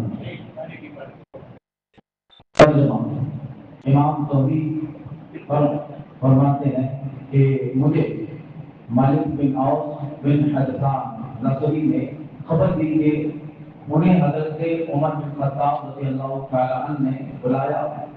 میں آپ کے پاس تھا کہ اچانک آپ کا خادم یرفع آپ کی بارگاہ میں حاضر ہوا اور اس نے کہا کہ حضرت عثمان، حضرت عبد الرحمن، حضرت زبیر، حضرت سعد رضوان اللہ تعالی علیہم اجمعین اندر آنے کی اجازت چاہتے ہیں۔ آپ نے فرمایا کہ انہیں آنے دو۔ تھوڑی دیر بعد خادم نے پھر کہا، آ کر کہا کہ حضرت علی اور حضرت عباس رضی اللہ عنہما اجازت چاہتے ہیں۔ آپ نے انہیں بھی اجازت عطا فرمائی۔ ان دونوں حضرات کے داخل ہونے کے بعد حضرت عباس نے کہا اے امیر المومنین میرے اور ان کے درمیان فیصلہ فرما دیجیے۔ یہ دونوں حضرات اس مال غنیمت کے بارے میں تنازع کا شکار ہو گئے تھے جو اللہ رب العزت نے اپنے نبی صلی اللہ علیہ وسلم کو بنی نضیر میں سے عطا فرمایا تھا، اور ان حضرت علی و عباس رضی اللہ عنہما کے درمیان تکرار بڑھ گئی۔ اس آئی ہوئی جماعت نے کہا کہ اے امیر المومنین ان دونوں حضرات کا فیصلہ فرما دیں اور ان دونوں کے ایک دوسرے سے راحت دلائیں۔ آپ نے فرمایا کہ آپ سب حضرات سنجیدگی اختیار کریں، میں تم سب کو اس ذات کی قسم دیتا ہوں جس کے حکم سے زمین و آسمان قائم ہے۔ کیا تم جانتے ہو کہ نبی کریم صلی اللہ علیہ وسلم نے ارشاد فرمایا کہ ہمارے مال کا کوئی وارث نہیں ہوتا اور جو ہم چھوڑ جاتے ہیں وہ صدقہ ہے، اور آپ نے اس فرمان سے اپنی ذات مراد لی تھی۔ سب نے کہا کہ حضور صلی اللہ علیہ وسلم نے ایسا ہی فرمایا تھا کہ حضرت عمر نے سیدنا عباس اور حضرت علی رضی اللہ عنہما کے پاس آ کر ارشاد فرمایا کہ تمہیں علم ہے کہ حضور نے ایسا ہی فرمایا تھا؟ ان دونوں حضرات نے کہا حضور نے ایسا ہی فرمایا تھا۔ سبحان اللہ، سبحان اللہ۔ اب سنو اب آپ کو مزہ آئے گا۔ عمر اور ابو بکر کھا گئے، کھا کے آئے معاذ اللہ۔ اب سنو دیکھو کون صحابی ہے؟ حضرت عثمان، عبد الرحمن بن عوف، حضرت زبیر بن عوام، حضرت سعد بن زید وغیرہ بڑے بڑے صحابہ کی موجودگی میں فاروق اعظم بیٹھے ہوئے ہیں۔ ہجرے میں حضرت علی اور حضرت عباس بھی آئے۔ تو فاروق اعظم یہ جو حدیث تھی کون سی حدیث کہ دانو معاشر الانبیاء لا نرث ولا نورث، ہم انبیاء کا گروہ کسی کے مال کا وارث نہیں ہوتا اور ہمارے مال کا بھی کوئی وارث نہیں ہوتا۔ اس کو ان تمام صحابہ سے کنفرم کرائے، سب نے کنفرم کر دیا۔ تو پھر فردر کنفرمیشن کے لیے فاروق اعظم اپنی جگہ سے کھڑے ہو گئے اور جہاں حضرت عباس اور حضرت علی بیٹھے ہوئے تھے اس کے پاس گئے اور کہا کہ آپ دونوں اس بات کی گواہی دیتے ہو کہ سرکار نے ایسا ہی فرمایا تھا؟ تو دونوں نے کہا کہ ہاں سرکار نے ایسا ہی فرمایا۔ سبحان اللہ۔ اب دیکھو ہمارے پاس تو اتنے پروف ہے، لیکن یہ ایک تو اتنا جوہر ہے ہمارے شریف کا کہ حضرت علی اور حضرت عباس دونوں نے کہا کہ بے شک سرکار نے ایسا ہی فرمایا۔ یہ کیا ہوا؟ فاروق اعظم نے حضرت صدیق اکبر کا طریقہ اپنایا۔ صدیق اکبر نے کون سا طریقہ اپنایا؟ حضرت سرکار کا طریقہ کہ باقی فطرت کی آمدنی تھی اس کو یتیم بچیوں میں، جوان بچیوں کی شادی میں، بیواؤں کو، پجاریوں کو ہتھیار گورن دلانے کے لیے خرچ کرنے کا خرچ کرنا، وہی طریقہ حضرت ابو بکر صدیق نے اختیار کیا۔ حضرت ابو بکر صدیق کے بعد فاروق اعظم نے بھی یہی طریقہ اختیار کیا، لیکن دیگر ممالک میں جنگوں کی وجہ سے حضرت فاروق اعظم وقت نہیں دے سکتے۔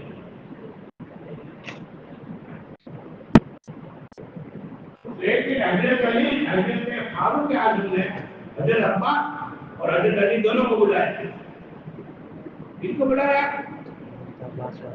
حضرت عباس اور حضرت علی۔ دیکھو یہ مولائی کہتے ہیں زمین خاک ہے۔ سنو کیا ہو،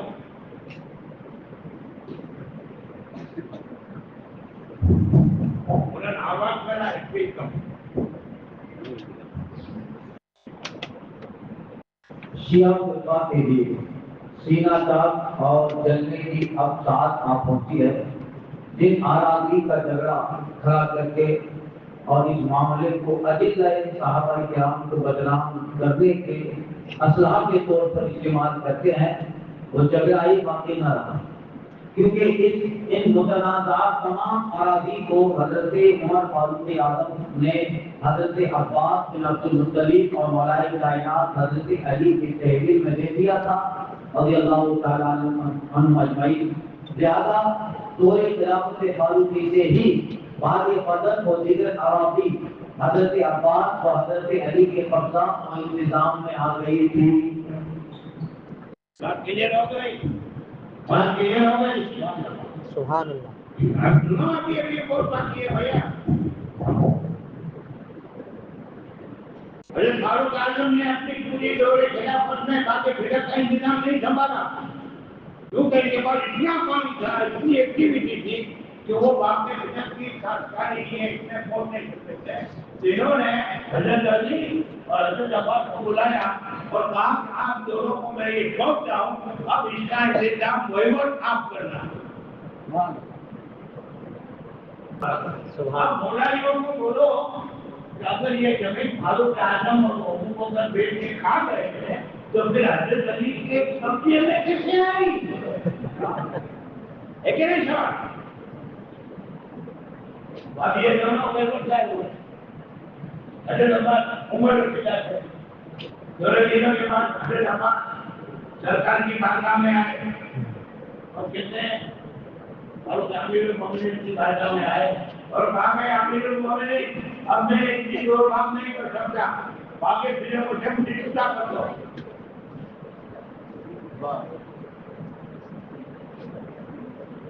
اب صرف حضرت علی کی تحریر یعنی کہ وہیور میں باقی بگڑ رہا ہے۔ تب حضرت علی نے کیوں کسی کو نہیں دیا؟ اب حضرت علی نے بڑا کیوں نہیں کرتے تو وہ کھا گئے۔ بات حضرت علی تک نہ رہی، سنو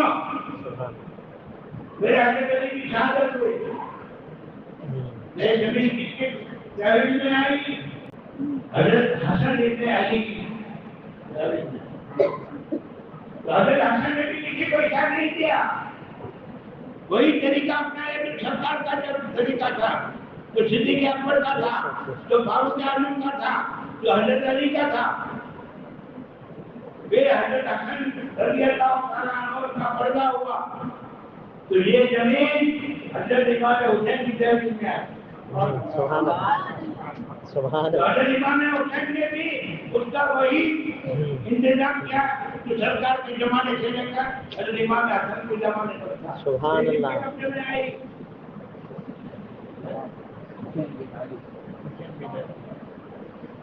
امام علی بن حسین امام العابدین امام زین العابدین کے قبضے میں آئے۔ سبحان اللہ۔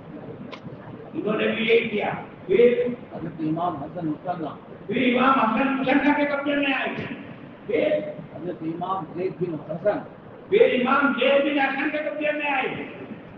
کسی نے کسی کو ایسا نہیں دیا، ان کے خلاف بولے کیوں نہیں بولتے تھے بھائی ایسے بیٹھ کا حصہ کھا گئے، باقی پھر بیٹھ کے کھا گئے۔ ہم لوگ کہتے ہیں کہ تم کہتے ہو کہ یہ زمین صدیق اکبر اور فاروق اعظم بیچ کے کھا گئے، تو ایسے بیچ کے اتنے پوچھتے کے قبضے میں زمین کہاں سے آئی؟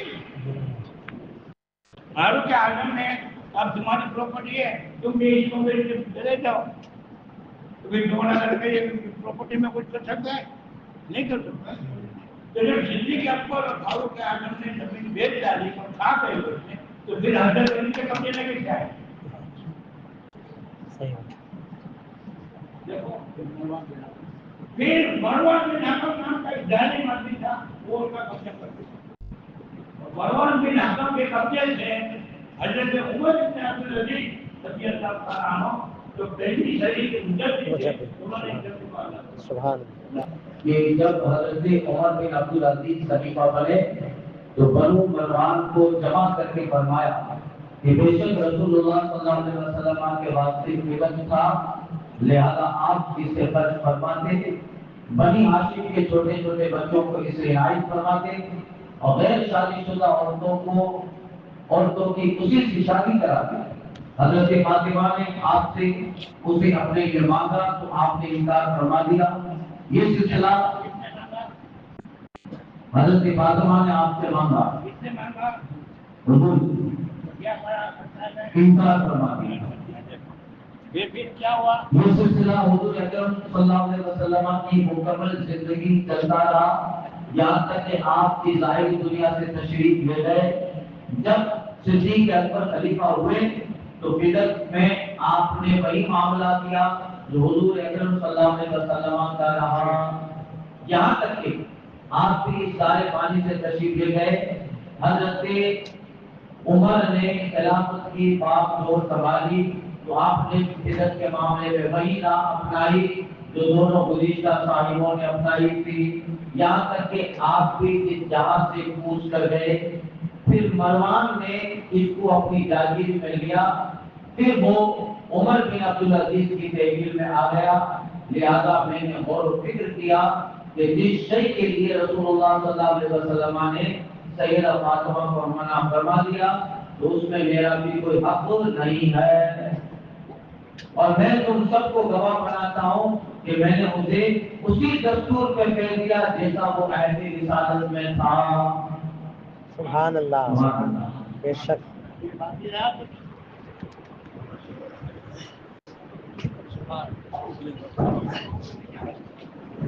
سبحان اللہ، نعرہ تکبیر۔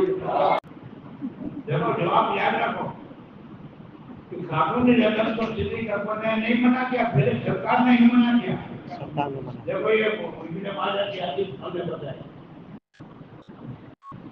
بتائی کہ نبوت کی حدیث ہم لوگ کو بتائی، اتنا عطیہ کی بتائی کہ سرکار نے اپنی حیات میں ہی خاتون جنت کو نہ کہہ دیا کہ واقعی جنت کو نہیں دوں گا۔ کیوں؟ پھر سرکار نے دنیا سے پردہ کرنے کے تھوڑے دن پہلے یہ حدیث بیان کر دی کہ نانو معاشر الانبیاء لا نرثو ولا نورث، ہوا طرف نہ ہو وہ اثر کرو۔ ہم گروہ انبیاء کسی کی ملکت کے وارث نہیں ہوتے اور نہ ہی ہماری ملکت کا کوئی وارث ہوتا ہے۔ ہم جو بھی چھوڑ کے جاتے ہیں وہ اللہ کی راہ میں چلتا ہے۔ بے شک، بے شک۔ یہ حدیث سرکار نے جب صحابہ کے سامنے گئی اور اس کے راوی حضرت کو صدیق ہے، لیکن یہ حدیث وائرل نہ ہو سکی، عام نہ ہو سکی۔ کیوں؟ ایک تو سرکار کی عدالت تھی، تو سرکار کی تدبیر سب کو بھیتر کی اور عدالت سرکار تسلیم لے گئے، تو وہ غم اتنا خطرناک غم تھا کہ مدینہ میں قیامت پڑی۔ صحابہ کرام کا کسی کا ہوش کا وقت نکال نہیں، سب سرکار کی جدائی کے غم میں بغیر پانی کی بستی کی طرح ختم کر دیا۔ تو اب یہ حدیث کو کون ہے؟ یہاں تک کہ حضرت علی نے یہ حدیث آپ نے جنت کو بھی نہیں بتائی، کیا موقع ہے؟ وہ بھی اپنے والد کے موسم کے غم میں بالکل ذرا پر مل رہی تھی۔ البتہ حضور صلی اللہ علیہ وسلم نے عائشہ صدیقہ کو بتا دیا تھا کہ میں نے میرے صحابہ کے سامنے یہ حدیث بیان کر دی ہے، تو حضرت عائشہ سمجھی تھی، باقی کی کوئی افواج کو نہیں معلوم تھا۔ سرکار کی 9 ازواج حیات تھی، دونوں ازواج نے حضرت عثمان کو تیار کیا کہ ہمارا حصہ امیر المومنین نے لے آؤ۔ حضرت عثمان جانے کے لیے تیار بھی ہو گئے تھے، لیکن جب حضرت عائشہ صدیقہ کو معلوم ہوا تو عائشہ صدیقہ نے حضرت عثمان کو بلا کر کہا کہ سرکار کی یہ حدیث ہے کہ نانو معاشر الانبیاء لا نرث ولا نورث وما ترکنا فهو صدقۃ، ہم گروہ انبیاء نہ کسی کی ملکت کے وارث ہوتے ہیں نہ ہماری ملکت کا کوئی وارث ہوتا ہے، جو ہم چھوڑ کر جاتے ہیں وہ اللہ کی راہ میں چلتا ہے۔ حضرت عثمان بھی نہیں گئے۔ پھر خاتون جنت گئی امیر المومنین حضرت ابو بکر کے پاس، تو انہوں نے بھی یہ حدیث بیان کر کے نہیں دی۔ پھر ابو بکر صدیق کا انتقال ہو گیا تو یہ زمین آئی کس کے قبضے میں؟ عمر فاروق کے قبضے میں۔ عمر فاروق کے قبضے میں آئی تو عمر فاروق نے کیا کہا؟ عبداللہ صحابہ کو بلایا اور بالخصوص حضرت عباس اور حضرت علی کو بھی موجود رکھا اور ان تمام صحابہ کے سامنے کہا کہ سرکار کی یہ حدیث ہے، آپ سب گواہ دیتے ہو؟ تو سب نے کہا ہاں ہم گواہی دیتے ہیں۔ جب عبداللہ صحابہ سے گواہی مل گئی یہ حدیث کے صحیح ہونے کی، تو حضرت عمر اپنی جگہ سے کھڑے ہو کر حضرت عباس اور حضرت علی کے پاس آئے اور کہا کہ آپ دونوں حضرات بھی گواہی دیتے ہیں کہ سرکار نے ایسا ہی فرمایا. تو حضرت علی اور حضرت عباس دونوں نے کہا کہ بے شک سرکار نے ایسا ہی فرمایا. سبحان اللہ سبحان اللہ. پھر کیا ہوا؟ تھوڑے دنوں کے بعد ملک شام فتح ہوا، مصر فتح ہوا، ایران عراق اسپین تک اسلام ہو گیا. تو فاروق اعظم ہر جگہ حکام وہ کافی مقرر کرنے کے ایکٹیویٹیز میں ایسے پڑھ رہے کہ باقی فطرت میں آپ دھیان نہیں دیتے. تو آپ نے حضرت علی اور حضرت بولو وہ کیا کرا؟ وہی وہ دے دیا. کس کو دیا؟ حضرت علی. اب مولانا کو کہ اگر یہ زمین زندگی کے اوپر فاروق اعظم دیکھ کے کھا گئے تھے تو ہم کریں گے کب سے بے شک. پھر کیا ہوا؟ حضرت عباس اور حضرت علی کے قیمت میں آئی. حضرت عباس عمر رسیدہ تھے، بوڑھے تھے. تھوڑے دنوں کے بعد کہتے ہیں کہ ہم سے باقی فطرت کی دیکھ بھال نہیں ہو سکتی، میں دور بات نہیں کر سکتا. تو حضرت امیر عمر فاروق کے پاس آ کہا کہ میں مجھ کو اس میں ڈیولپ کر دو. تو فاروق اعظم نے حضرت عباس کو اس میں سے نکال دیا اور اب زمین صرف حضرت علی کی تحویل میں آئی. پھر حضرت علی کی شہادت ہوئی تو یہ زمین آئی امام حسن کے قبضے میں. امام حسن کی شہادت کے بعد یہ زمین آئی امام حسین کے قبضے میں. امام حسین کے شہادت کے بعد یہ زمین آئی حضرت زین العابدین کے قبضے میں. پھر اس کے بعد یہ زمین آئی حضرت علی حسین کے قبضے میں. پھر حضرت ابو سنہ کے قبضے میں آئے. ہوتے ہوتے ہوتے یہ زمین حضرت عمر ابن عبدالعزیز کے قبضے میں آئی. سب نے یہی طریقہ اپنایا. تب مولانا کیوں نہیں کہتے کہ یہ لوگ کا حصہ کھا گئے؟ ارے ان میں سے سات تو ایسے ہیں کہ وہ کیا پڑا گئے. بے شک جی. اگر کھا گئے تو کون کھا گئے؟ یہ ایلیبتی کھا گئے ہوں گے، لیکن انہوں نے ایک پیسہ نہیں کھایا. سب کو وہی طریقہ رکھا تو سرکار کے زمانے میں. سبحان میڈیا مولا کا جواب ہم شیعوں کا عقیدے کتنے کرتے ہیں وہ ہم سے کتابوں میں لکھتے ہیں. دیکھو میرے پاس شیعوں کی کتابیں بھی ہیں. میں اتنی کتاب لے رہا ہوں اور یہ نون معاشرے نمبر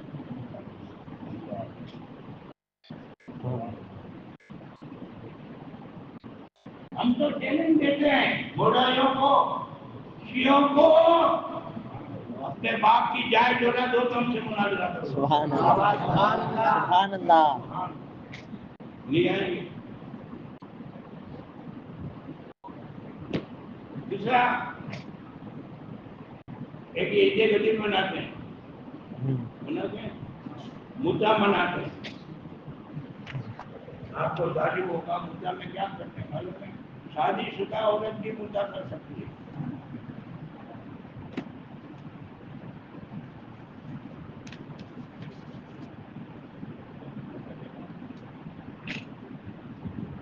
میں لکھا ہے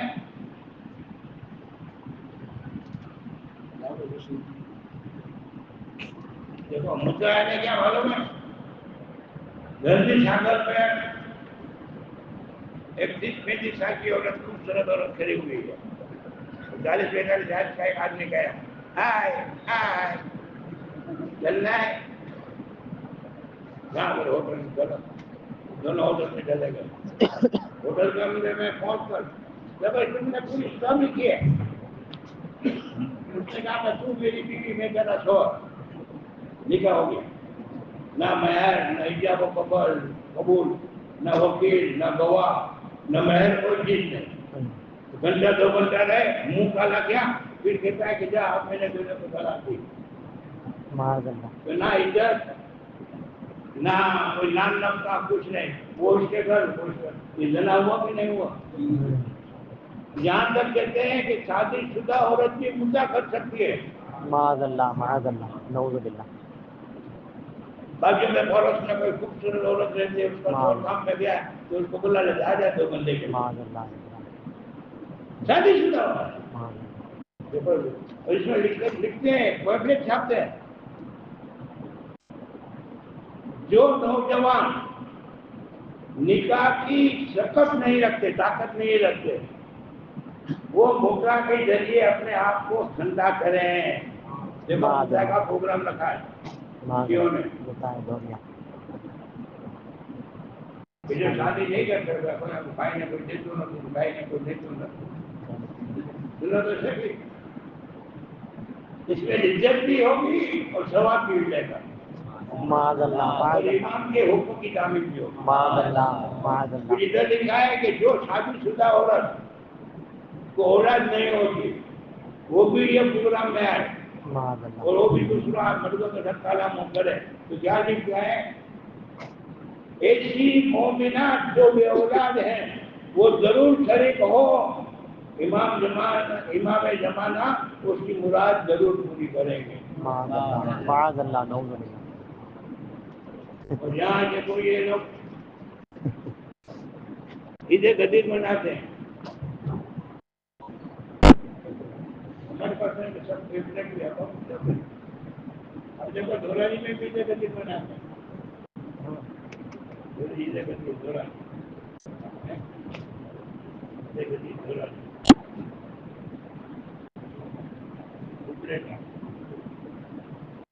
اب عید غدیر کیا ہے معلوم ہے آپ کو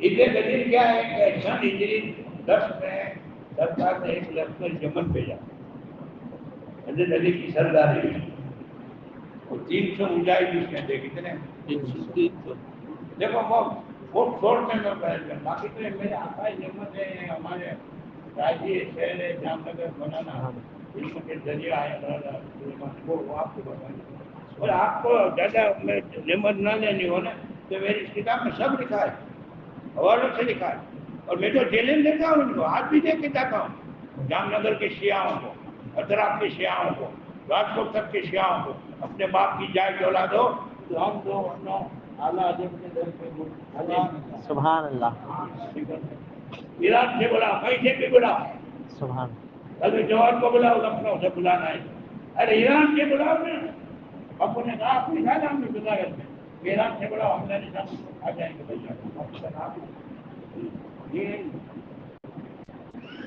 انہوں نے 3 لاکھ جھوٹی حدیثیں گھڑی کتنی 3 لاکھ کتنی 3 لاکھ عبداللہ بن سبا یہودی نے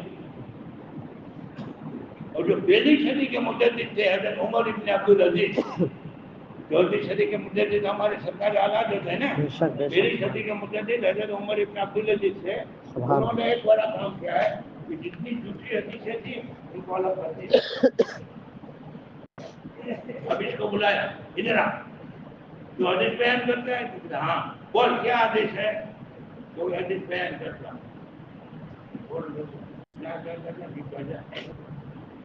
اس کو بلایا تو حدیث بیان کرتا ہے بولا ہاں بیان کرتا ہوں میرے کو معلوم ہے حدیث بولا ہاں معلوم ہے کیا ہے مجھے بڑے حدیث ہونے بغیر کرنے ایسا کرو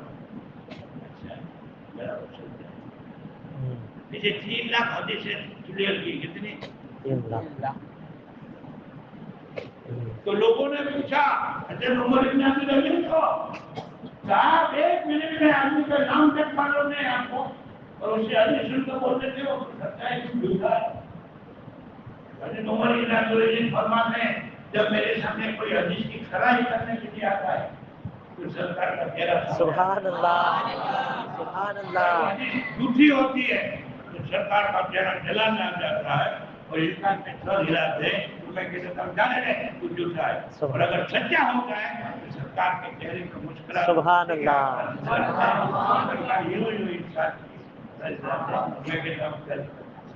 سبحان اللہ سبحان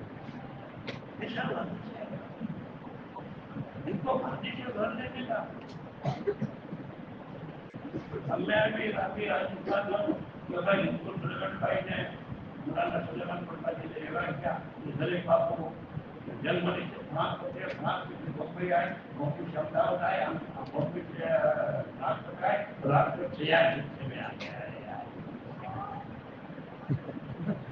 اسی بات ہوئی نا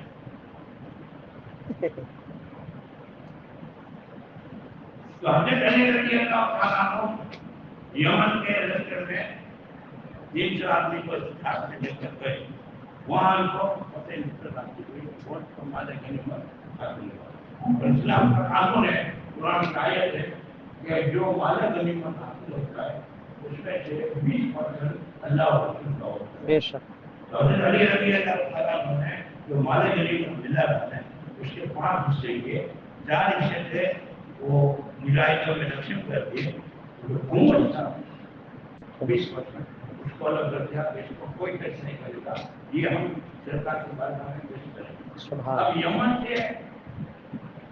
یمن میں لشکر مدینہ سے یمن آئے اور پھر یمن سے واپس مدینہ جانے والا تھا لیکن ان کو یمن کا خبر ملی کہ سرکار گھر کے لیے آیا ہوا انہوں نے ارادہ کر دیا کہ اب ہم مدینہ نہیں جائیں گے سرکار کے ساتھ ہم بھی حج کر لیں سبحان اللہ سبحان اللہ اور پورے ملک کے علاقے سے لوگ ٹوٹ پڑے تھے سرکار کے ساتھ حج کرنے کے لیے مکہ کھلے فیصلے کے ساتھ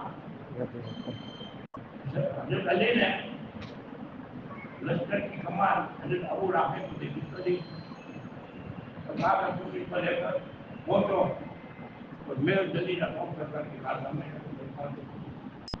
حضرت علی گئے تو ابو رافع کو مجاہد نے کہا کہ یہ جو مال خموش ہے نا اس میں ایرانی چادریں ہیں کیا ہے یمنی چادر یمنی چادر اور ہم کو حج کرنا ہے تو ہمارے پاس چادریں نہیں ہیں سب کو 2 چادریں دے دو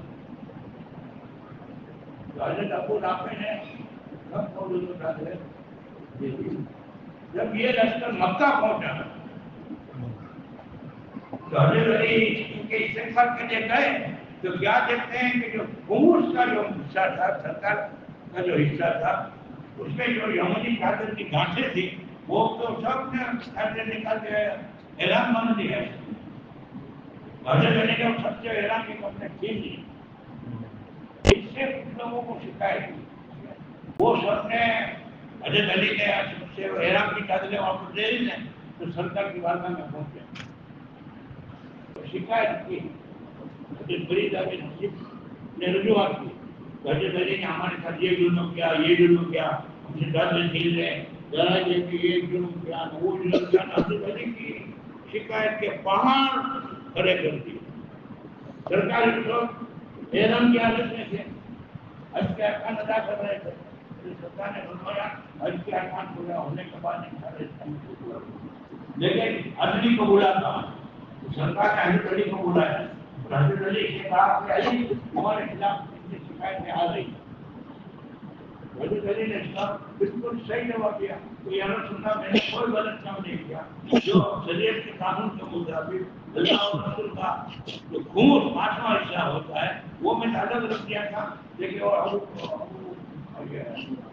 ابو رافع کو لشکر شوق میں آپ کو ملنے کے آیا تو بگڑ کے انہوں نے یمنی چادر کی گانٹھیں کھول کر سب نے لی کیونکہ نے واپس نہیں ملی تو سرکار نے کیا فرمایا حج پورا ہونے کے بعد میں اب یہ 300 آدمی نے کیا کرا ہے ان کے جتنے بھی جان پہچان والے سب کے سامنے حضرت علی کے خلاف بولنا شروع کر دیا حضرت علی نام پہ اٹھے یمن یہ ظلم کیا وہ ظلم کیا ایک بہت بڑا گروہ حضرت علی کا مخالف ہے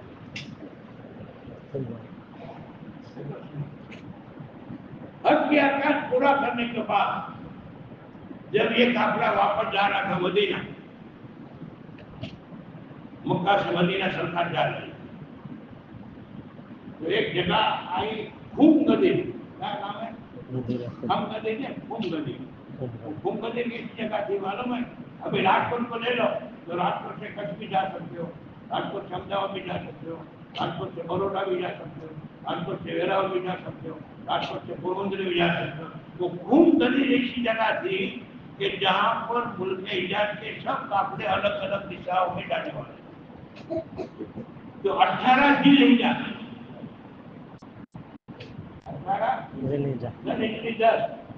18 سرکار نے حکم کروایا الصلاۃ جامعۃ سرکار جب بھی کوئی حکم صادق فرمانا چاہتے تھے تو مودی کو کہتے تھے تو مودی بات میں کہتا تھا الصلاۃ جامعۃ سب جمع ہو جاتے سب جمع ہو گئے तो सरकार ने हजरत अली की बरात का ऐलान किया सुभान अल्लाह, सुभान अल्लाह। और हजरत अली की खूब तारीफ फरमाई कि ये दयानतदार है, ईमानदार है, ये है वो है वो है। मन कुंतु मौला और आखिर में फरमाया सुभान अल्लाह। मन कुंतु मौला हो अली मौला, सुभान अल्लाह। जिसका मौला मैं हूँ उसका मौला अली है। सुभान अल्लाह। अब यहाँ मौला से मुराद ये है कि मैं जिससे मोहब्बत करता हूँ हजरत अली भी उससे कहूँ। बेशक सुभान अल्लाह। एक माना ये भी हो सकता है कि मैं जिसका यार हूँ उसका यार अली भी है। सुभान अल्लाह। एक माना ये भी हो सकता है कि मैं जिसका मददगार हूँ अली भी उसका मददगार है। सुभान अल्लाह, सुभान अल्लाह। ये क्यों सरकार ने फरमाया कि ये फरमान सुनकर जिनके दिलों में हजरत अली की ये जो कीना था वो दूर हो जाए। दूर है। हजरत फरीदा बिन हसीन फरमाते हैं कि ये खुतबा सुनने के पहले मैं मेरा सबसे बड़ा दुश्मन हजरत अली को समझता था, लेकिन जब सरकार ने अपने खुतबे में कौन सा खुतबा 18 जिलहिजा वाला 18 जिलहिजा का खुतबा सुनकर मेरे दिल में हजरत अली से बिल्कुल कीना दूर हो गया और सबसे ज्यादा अगर मैं मोहब्बत करता था तो हजरत अली को। सुभान अल्लाह, सुभान अल्लाह। फिर यहाँ से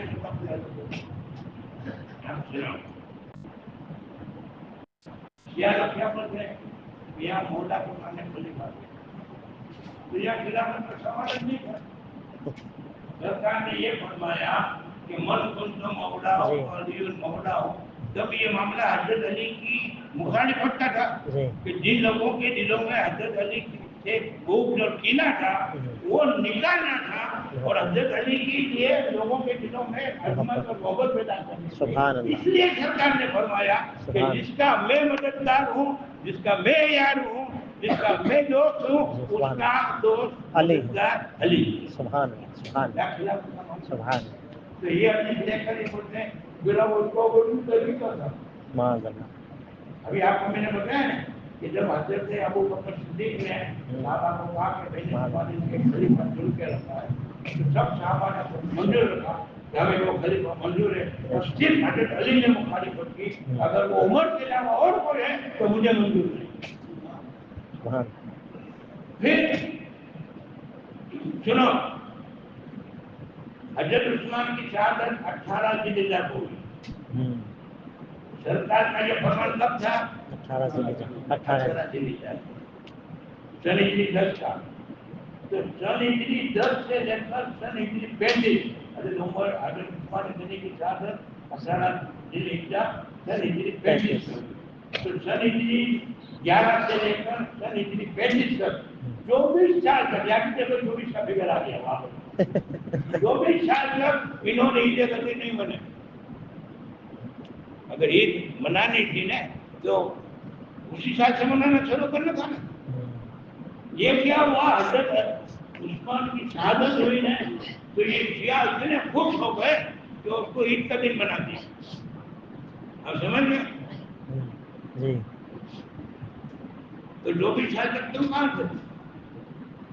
सन हिजरी 35 से ये सिलसिला शुरू हुआ। दूसरा ईद गदी। ईद गदी में क्या क्या ये खुला मत करते हैं, देखो पूजा करते हैं। इसी तरह रजब की 22 तारीख को हम लोग खीरत पूरी बनाते हैं।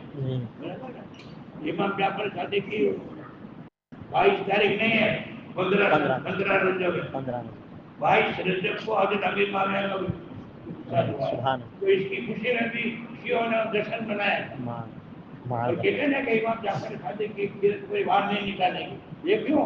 कि जब खलीफा को मारना हो तो उसको कोरे मारे, कम बकता तो ऐसा काम करते हो तो ये दूसरे के घर में बैठ सबसे आपने चला के इमाम जाफर की खीरत में मारा